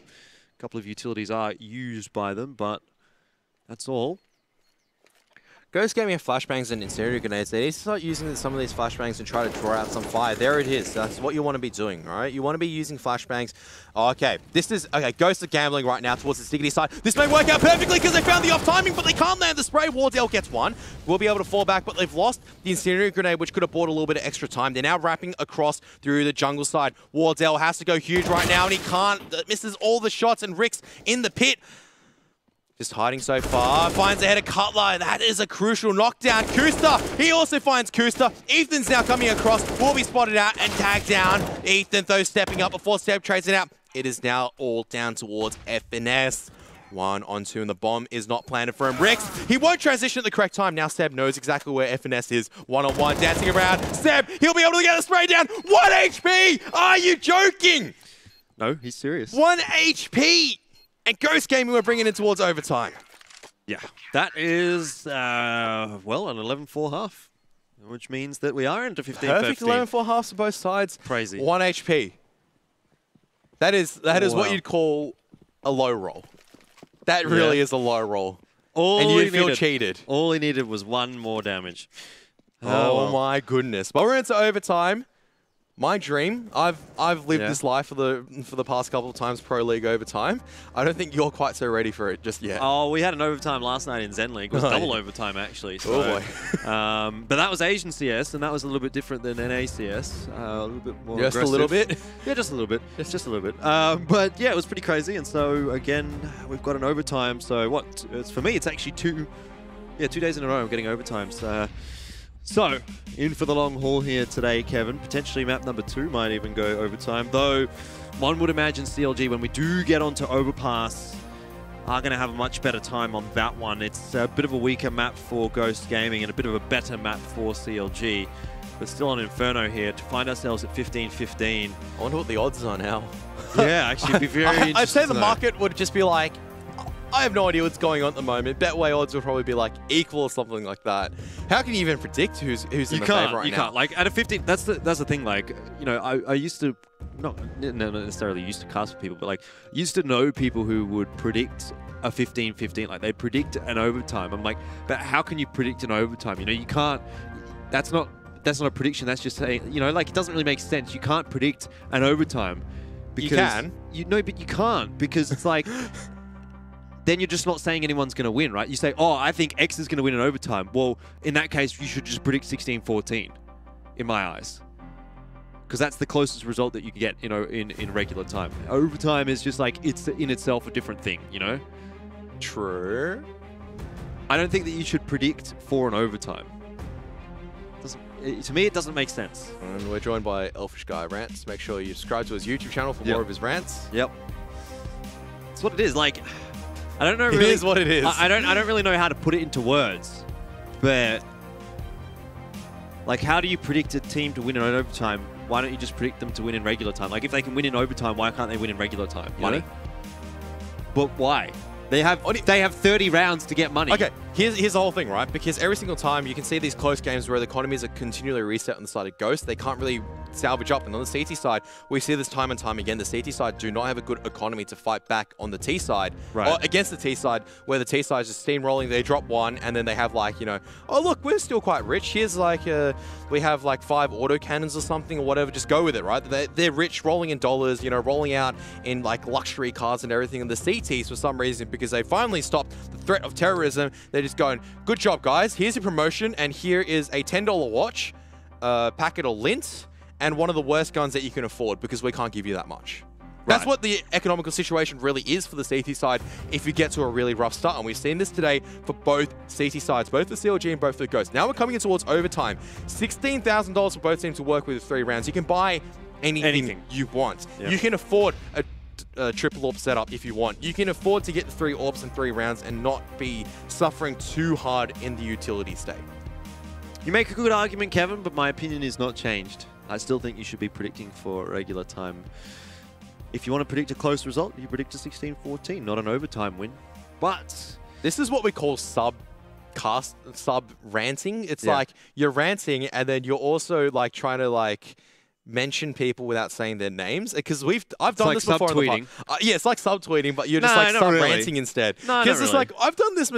I made this in the past as well, where I say I believe this team will close out in overtime. No, have you? I have in the past. Kevin. I said that I think this game's really close. I won't be surprised if it goes into overtime. Yeah, but that's different to saying I predict that it's going to be an overtime. Anyway, Kusta does open up in this overtime, lining up for himself a smoke. Good start for CLG here on that T side. And remember, the T side has been the more favorable side so far on I just keep saying overpass. I did it last night as well. Inferno. Oh, it might be all over for Ghost Gaming in this round because Dallas, I mean, he's been pretty solid so far, but when you're surrounded by about 5 very angry CLG members who have been brought into overtime and want to be punishing you, you can't hold off. And Ghosts are just going to be saving the AWP and M4. Fair enough. Each of their own. Maybe we'll see a double AWP setup, maybe a triple AWP setup. Is it definitely MR3 16K?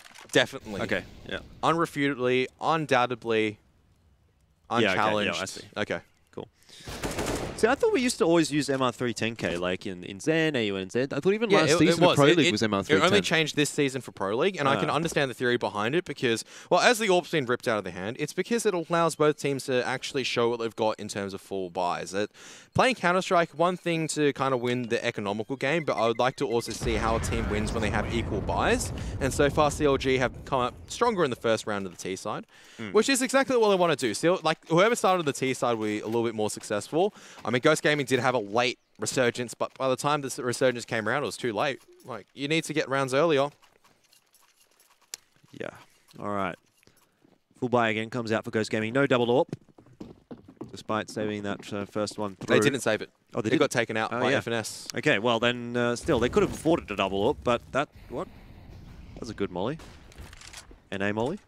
NA molly. NA molly. It doesn't even matter because Ghost Gaming have not taken Nana control. The chat.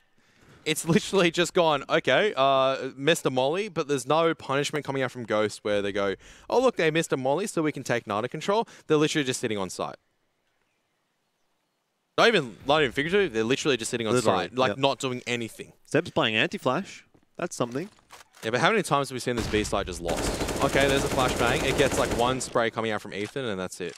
Yeah.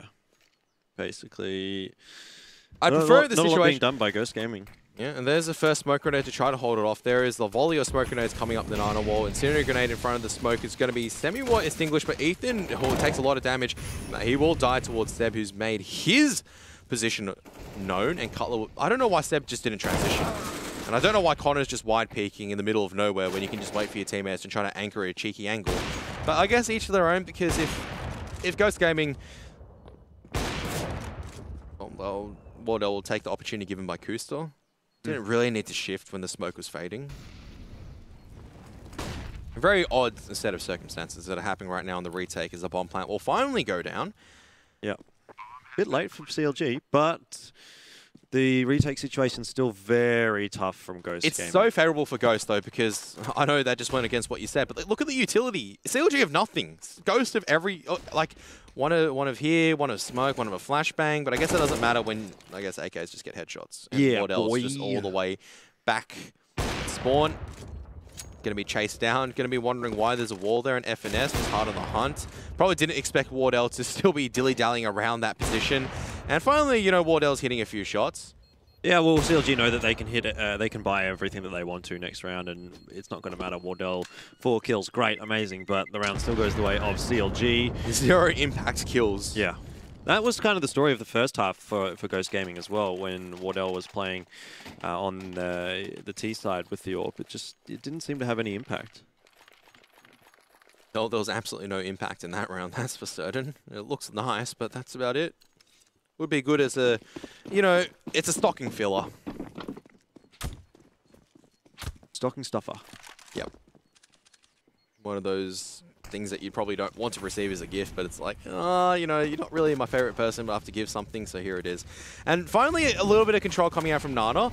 Kusta is going to take a lot of damage before he smokes himself off, and Connor lining very close to the smoke. I like seeing this trainer from Ghost. Sometimes you just need to take aggressive Nana control. Kind of just assert dominance, and CLG being caught off guard, taking a lot of damage. There's the flashbang, but no one's peeking behind it just yet. They're just going to wait for the smoke. Kusta's fallen off. Smoke grenades being used, and Ghost is still holding aggressive Nana, and they're going to be funneling them back towards the A-bomb side. Wardell, that is an impact kill because you've dropped FNS. I'm fairly certain you would have spotted out that he's got the bomb as well. So even though they're trying to come fast towards top mid, you look at this, he's re-engaging. Sometimes you just got to play risky. You just got to do it, Kevin. You just got to do it. You just got to swing. You got to swing, Wardell, but he has not swung, and it's going to allow 3 CLG members to come up through Diggity. Yes. However, the bomb's still in mid, so potentially Wardell can still have a big impact with this AWP, which he does. Ricky does go down. That could be the round here for Ghost. And CLG not trading too effectively on that A-bomb site either. Ethan, the only one left alive, and that is going to be the round for Ghost Gaming, so they do secure at least 1 on their CT side, which, in the grand scheme of things, is actually pretty good, because the CT side has been hard to get rounds on. Absolutely. I mean, 1 for 2 is better than 4 for 11. Maths checks out. CLG still in the lead, and they have a lot of money to work with, so maybe the double AWP will come straight out. Ricky is going to be like, yep, I'm going to AWP. I'm going to hold Nana. Kusta, where is he going to take the AWP if he does decide to pick up the AWP? Double AWP is definitely the possibility. Maybe a triple CLG. AWP. Triple AWP. FNS also picks up an AWP. Yeah. The Cutler needs to decide to pick up an AWP as well. Knows how to AWP too. That'd be pretty cool. Imagine 5 AWPs in overtime. I haven't seen it before, but I don't think it'd be that cool, to be honest. It'd be pretty cool. All right, let's see It'd be silly, but it'd be pretty cool. 1 AWP for Ricky. That means we're more than likely going to be seeing the double AWP coming out. No, Kusta's actually gone for a rifle. We've been pranked. Pranked indeed. Thanks, Ricky. Pranking us hard. Where is Ricky going? Nana, so 3 early Nana to you know, aggress and take very, very early Nana control. They want to make sure Ghosts do not come Nana, then they'll push 2 members across after Ricky is just going to sit there and just watch the line. Meanwhile, Ghost, I mean, it's been a while since we've seen them on the T side, but if you have just tuned in, Ghost have played a very successful T side 11-4. And now looking to test the A-bomb site once again after taking the apartment's control. LG looking for 2 rounds here. Starting off with this first one would be excellent. Gives them a couple of chances. Not to mention a little bit of momentum heading into the second half of overtime. Ghost Gaming, though, have gained control of top mid. Moving their way slowly to A. Yeah, they're slowly calling through jungle as well. Ethan's going to be caught out. Connor's not going to miss the opportunity granted. And now they're busting fast on towards the A-bomb side. There it is. Steps in the charge. They've lost the bomb, so they know where Kusta is. Now Cutler from Pit has to strike hard, but he won't be able to do so. Wardell's posted. Now Ricky will most likely just save the AWP. He's thinking about it. He's probably thinking... Well, does he really need to save it? Like, there's so much money available in these OTs that he just decides to walk around the corner and gift Wardell a free frag. Oh, imagine if Ghost take 3 T rounds in a row to win this. Oh, what a dream it would be for Ghost Gaming. And you, apparently. Because it just means that the hype for the underdogs was finally justified for something. I mean, it has been justified already by this match. They pushed CLG really hard, but there was always speculation if CLG weren't coming in top form, if they do underestimate Ghost slightly, and their CT side holds do not, I guess, undergo the stress test well enough, Ghost could potentially steal one. Just potentially. Ghosts are just stomping around right now, and oh my goodness, wow. There is the damage done towards Cutler, and I think his fire has made him known. Ghost, once again, just exploding out through Diggity this time. Maybe it's time to bring Cobber Ricky towards Diggity to show the Americans how to hold it. Yeah, I think maybe that would be not a bad idea, but he's been pretty much on that B site the entire game, so I suspect that's probably not going to be the adaptation made by CLG at this point. A 1-for-1 trade, pretty good for Ghost Gaming. Connor doing a good job getting Ethan, and it is now 3 versus 2 with the B site completely open for CLG, and Ghost Gaming just fading away from mid, giving up. Connor does not need to take that duel. Ricky drops the bomb carrier. Really instrumental coming out from Ricky because it allows them to get the rotation towards the B side. And FNS, if he runs now, he will be able to get there, but he's slowly walking. He doesn't know that Ghosts do not have control. Now the smoke and flashbang comes forward, he'll know it is up, and, well, you can't just walk in the open against an AWP because Wardell thinks it's hunting season, and Ghost Gaming all of a sudden are up 18-17 on the T side, back in the lead, unless Ricky goes huge. And we know that Ricky can miss the smoke grenade. Not like this. All right, Ricky, let's see what you got. It's a bullet in the face. 18-17. Ghost Gaming now on the precipice of that 19-17. And Kevin, I want to see you get excited for this one because I know you're keen. Okay. Okay, that's all you're going to give me? Yeah.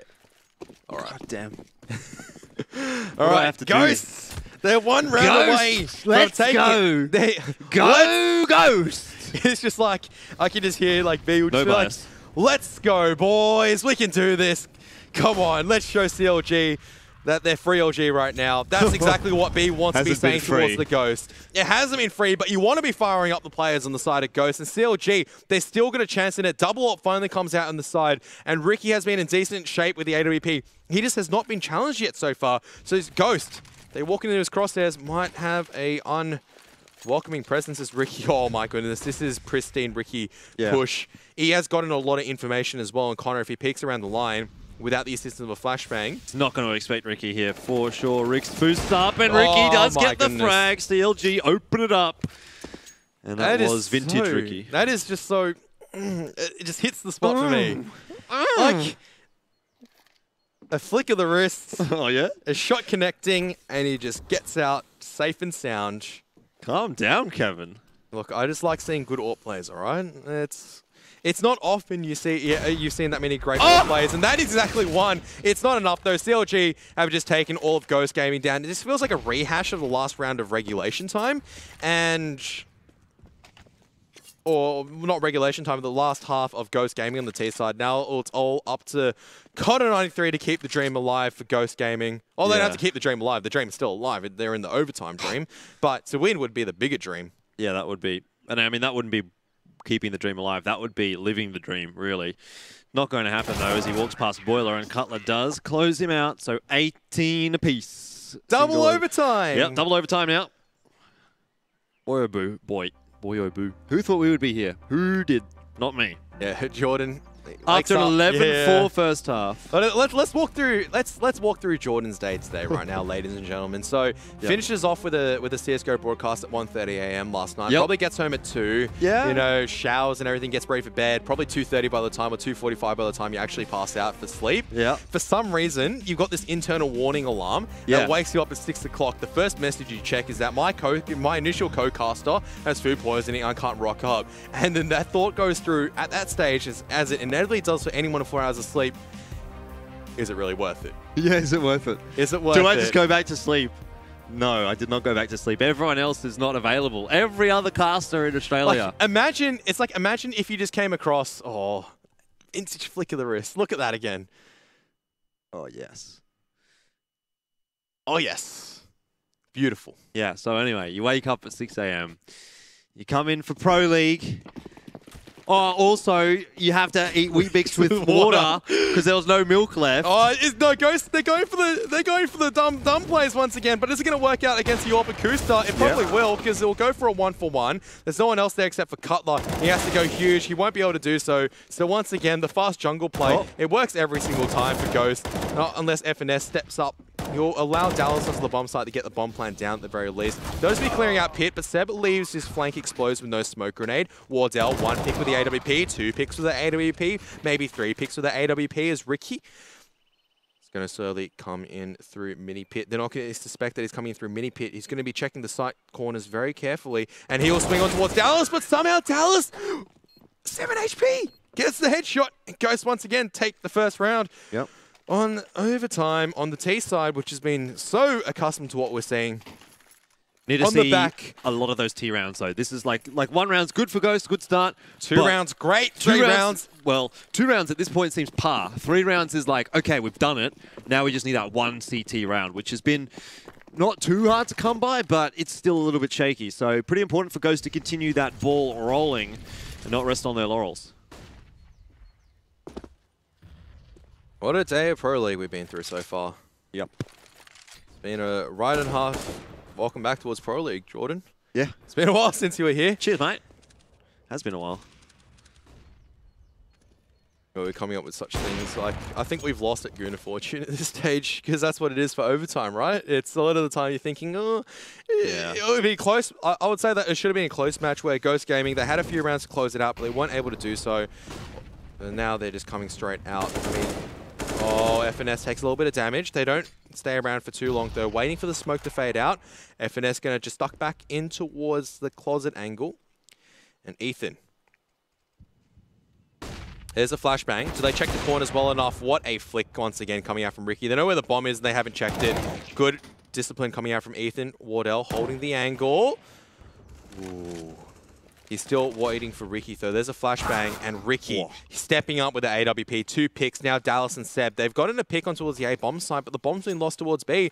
And now they can just hold it from superior angles. Ricky's back on towards the wall. Dallas, he tries something in A site, but there is no need for that. And Seb is just going to be shut down through the smoke by Ethan from the P2K. So Cloud9, sorry, not Cloud9, Counterlogic Gaming, sorry, will be able to bring it 19 apiece. That's cooked. How did I think they were Cloud9 for one stage? Oh.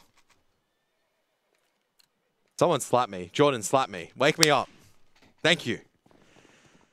CLG. They have the double op set up.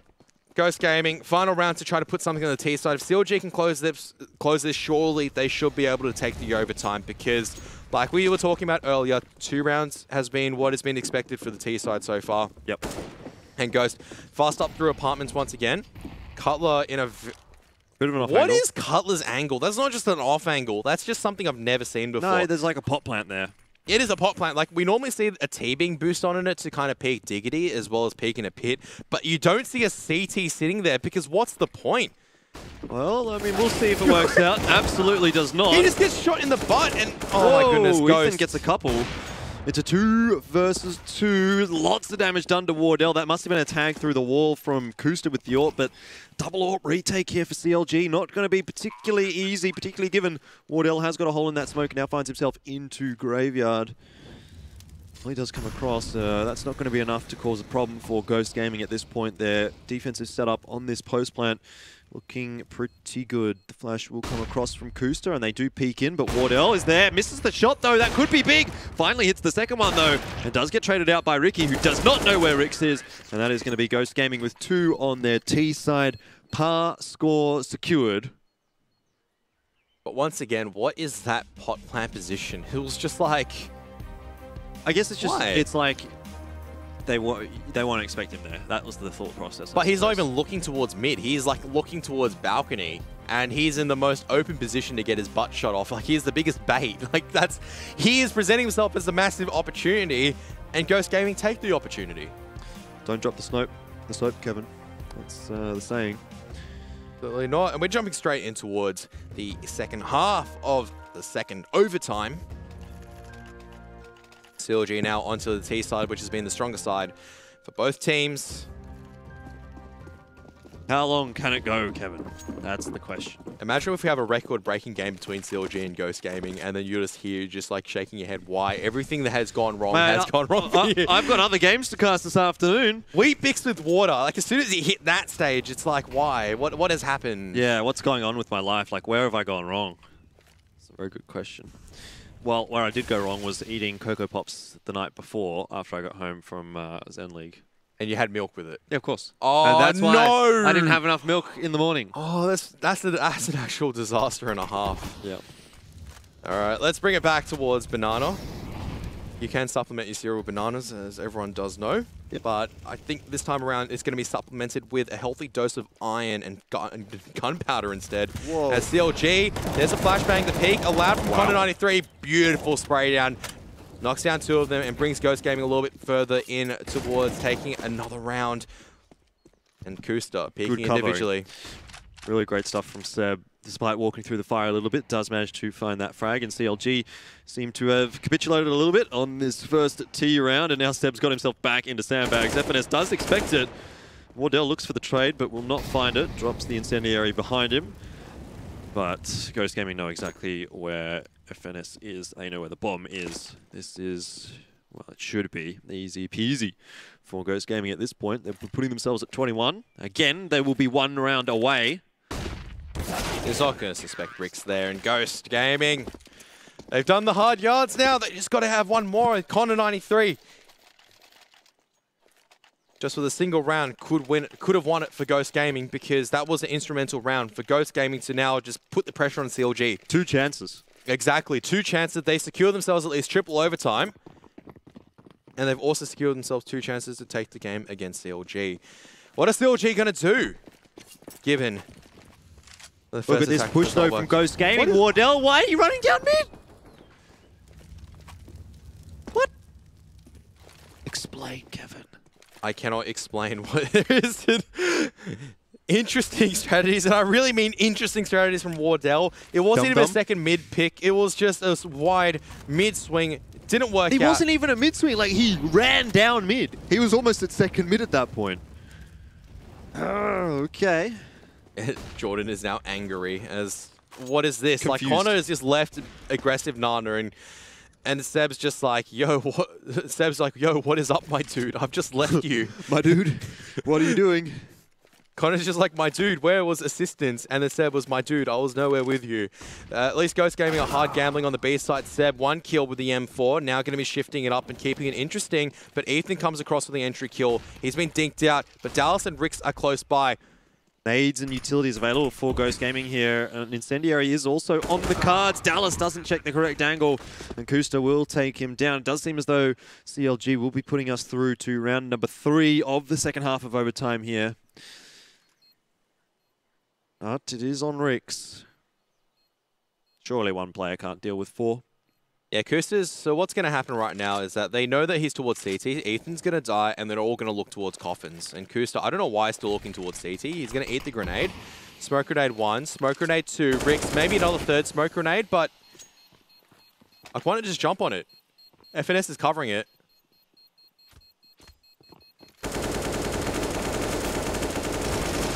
What a spray down, Rix. Kevin looks like a man possessed right now. I'm not even possessed, because it's just like, there's a scene where it's just like, what in the world just happened? Like, expecting something. Okay, either save the AK, I can understand it, you want additional firepower, can't really 1v4. I'm looking to do damage to the T-side economy. Really, what, dude? What is Rix thinking? You drop the smoke grenades, you might as well just go for the, defuse if you dropped it, or just book it out of there. Don't just like sit around waiting and doing nothing, and losing probably one of the worst spray deals in this game so far to FNS. Because that is just like borderline, what is going on? But now Ghost, aggressive push coming out from Rix and Dallas to take this apps control, but FNS, can he strike in time? No, he cannot. Ghost had managed to do the damage and fly out, and Ethan, okay, so Wardell spots him out, but with the back of the flashbang, can't really land the shot. FNS is posting on the line if Wardell decides to peek back into Carps, though. And he might just do so. Be punished? No, he won't. Won't be taken out just yet. And FNS, well, tagged down very so slightly, but will be able to get out alive with his life. Rotation already starting to filter across from the B players of Ghost Gaming. Connor is in CT spawn. But CLG have decided to back off here. They know that their chances of winning this map are now on the line. Ghost Gaming just need that one more to get it through to 22 rounds. And CLG just hanging on for dear life now in this second overtime. 35 seconds on that clock. Looks like it is going to be a B play from them, and Ghost Gaming have read the situation very well. They haven't, though, because they've just used both their incendiary grenades. Like, They should have just staggered their incendiary grenades. It hasn't worked out. They're boosting one up right now after Seb's been taken out, and they're just waiting across. Whoa. Connor will fall down. I think there's noise made. Kusta now knows there was a boost attempt or someone jumping across at the very least. No one's just spotting it just yet, except for Rick. He's going to be taken down, though.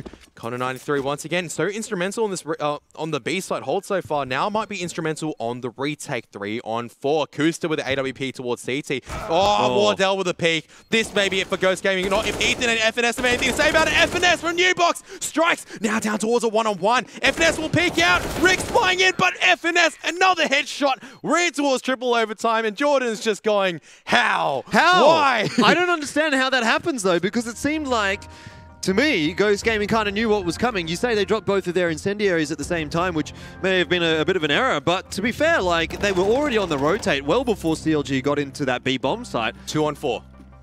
Yeah, but all the Covens player had to do was survive there, and he just goes down. And then the round is lost, pretty much, because CLG's in the site, 4v4 on the retake, and now we're into triple overtime. What is going on in this map? The triple overtime dream. Now, this is just sick play coming out from FNS, really. And at that stage, like, goes down towards a one-on-one. Ricks can't really charge in like that. You got to play. The time is ticking away.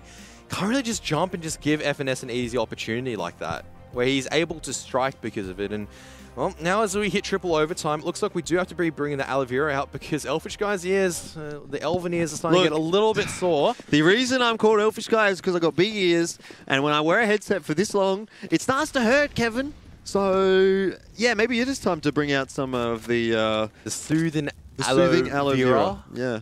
You know, I used to have an aloe vera plant at my house. It was good for soothing ant bites. That'd be pretty nice. Typical Australian pastime, getting bitten by a green ant in the backyard. That's endemic to Queensland, isn't it? I must say, I know Queensland have a lot of dastardly ants. Well, I was born in Queensland. Yeah, there you are. So there you go. All right, so CLG now taking top mid control. Ghost Gaming using their utility just to buy a little bit more time and just try to do some damage. Ethan's already copped it down towards 51, so he is in the range where he would be knocked down quite easily. But once again, they're going back towards the B site and Seb's left on his lonesome. Is there any progression play that's going to be coming out of Ghost Gaming is a real question, because top mid has been left completely open. Surely someone needs to take initiative to go take a peek towards jungle, as now Seb's going to be pushed off to the line. Connor should rotate by now, because he will know that it's actually a B-side take. These fakes are so easy for CLG, in all honesty. They've been able to make it work every single time, but I don't know how Seb has just come across, and Connor's just going to swing out, maybe giving himself quite easily, because now it's reset down towards a 3-on-3 for no particular reason. You could have left Seb in that situation and just let him out to die, to be honest, because a 4-on-3 retake with you controlling construction is really favorable. Plus all the utility that Ghost Gaming do have on hand right now it makes the situation a little bit easier, and if they would have had that 4v3, you probably favor them actually here. But they're going to be using that utility to clear out the back of side, and there's actually nobody there for CLG right now.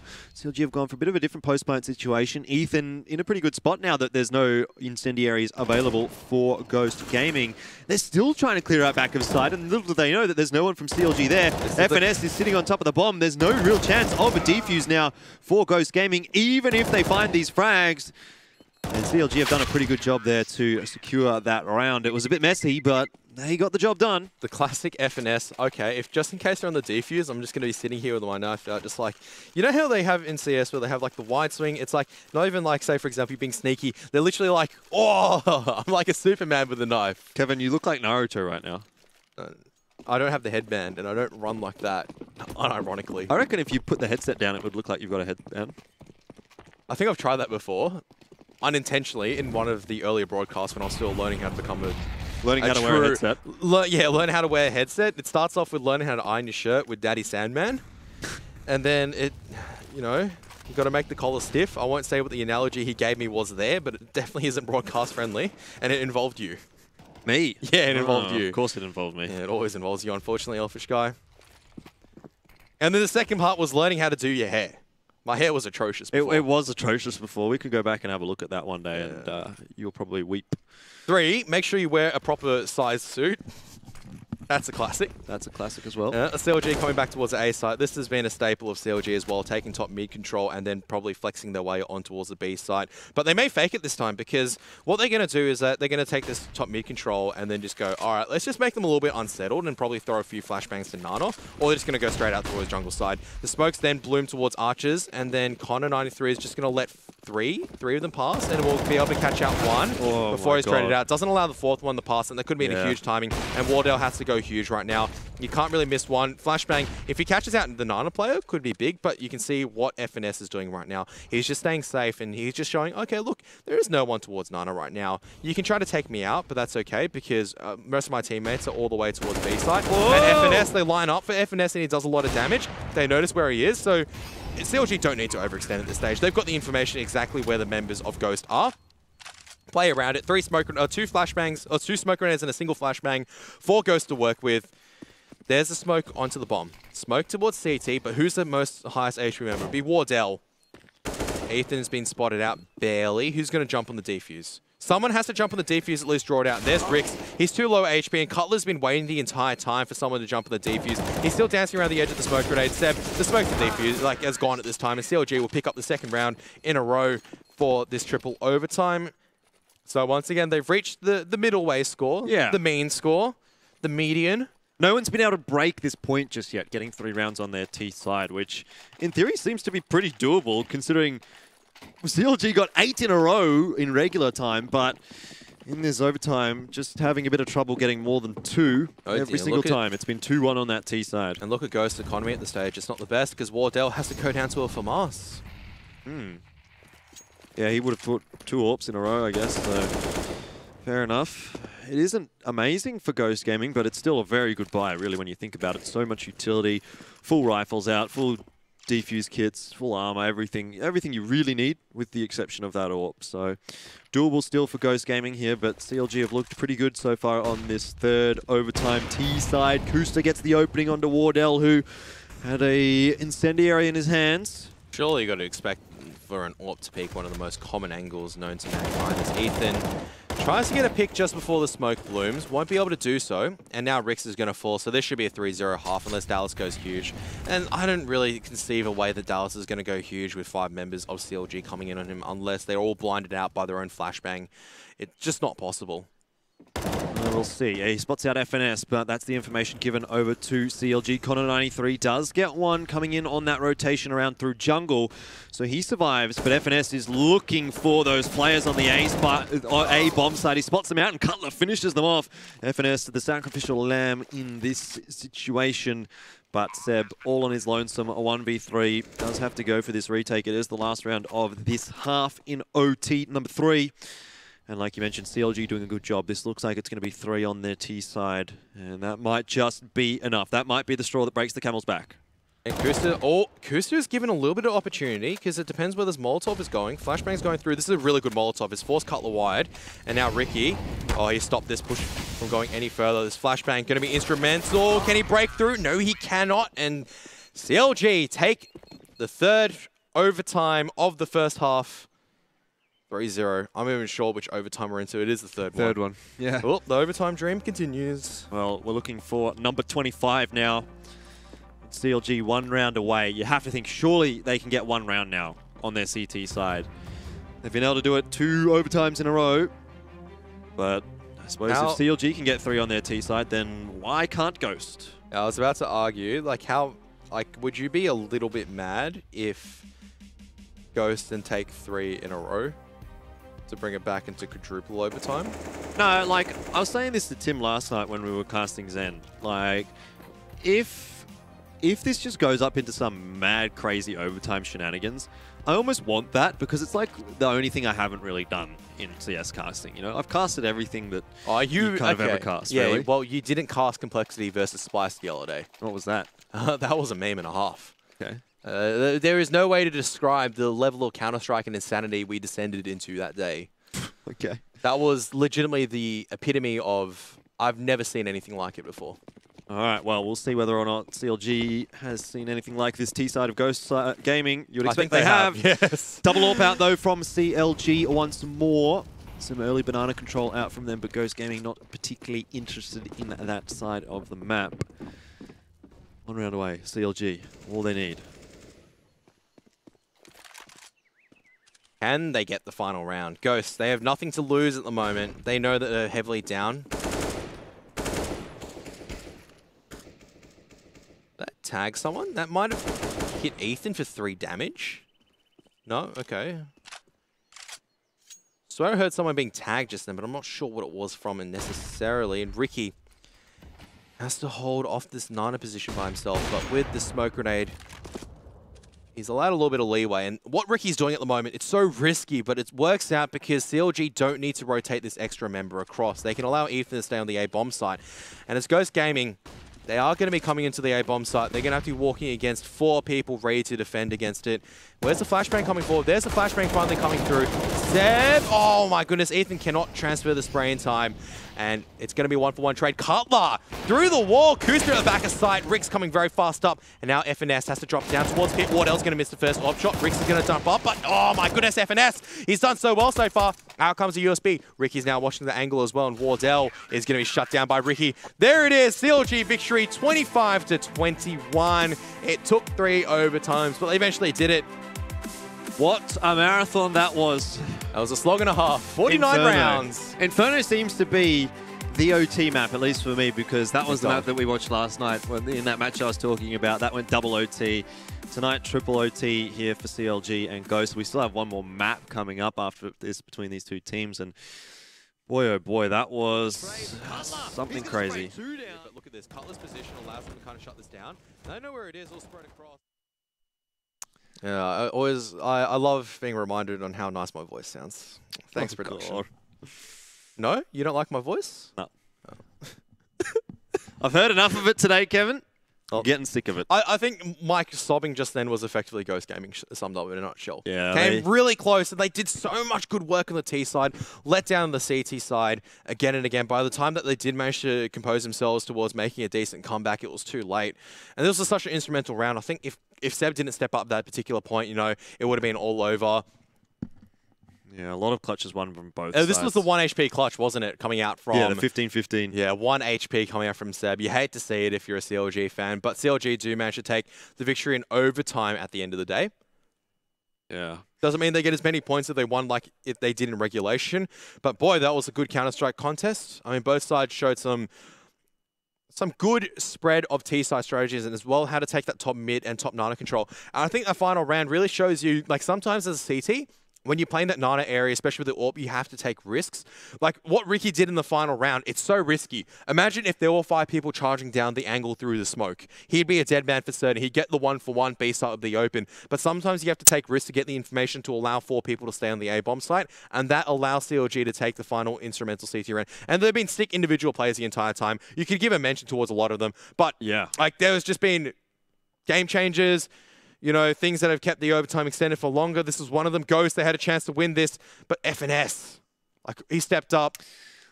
Everyone stepped up at one particular point in time. There's no like one highlight player. Exactly. When you've got that many rounds, 46 rounds in one map, you kind of expect everyone's going to have at least a round in there where they've kind of done pretty well. So exactly. There's plenty of opportunities for everyone to step up there, and you can't really go through and list 2 or 3 players that you thought were pretty impactful because everyone had an impact there. But yeah, 25-21 to CLG, finally able to close it out in 3rd overtime. Overpass is the next map. Now, we sort of said Inferno was a bit of a struggle, really, for CLG because it's a map that they haven't had much success on recently, and it's, I suppose, a decent map for Ghost Gaming when all things are considered. Moving on to Overpass, I think it's a different sort of a scenario. This is a map that Ghost Gaming do not play a lot, do not have good results on, and it is a map that CLG, I guess don't play a huge amount of, but they do have pretty decent results on it when they do play it. So I think CLG have got a good shot at this one. I was going to say, Overpass is an execute-based map, and CLG are very, very good at... if there's one thing they're very good at, it's executing and follow their game plan. We'll be going for a bit of a break. We've got to make sure that everyone, catches their composure. It's been a long series, or just a long map. Yeah. It might still be a long series so far, but we'll be jumping on towards the Overpass as the final map between CLG as well as Ghost Gaming. So stay tuned, don't go anywhere, get some snacks, and we'll be back soon.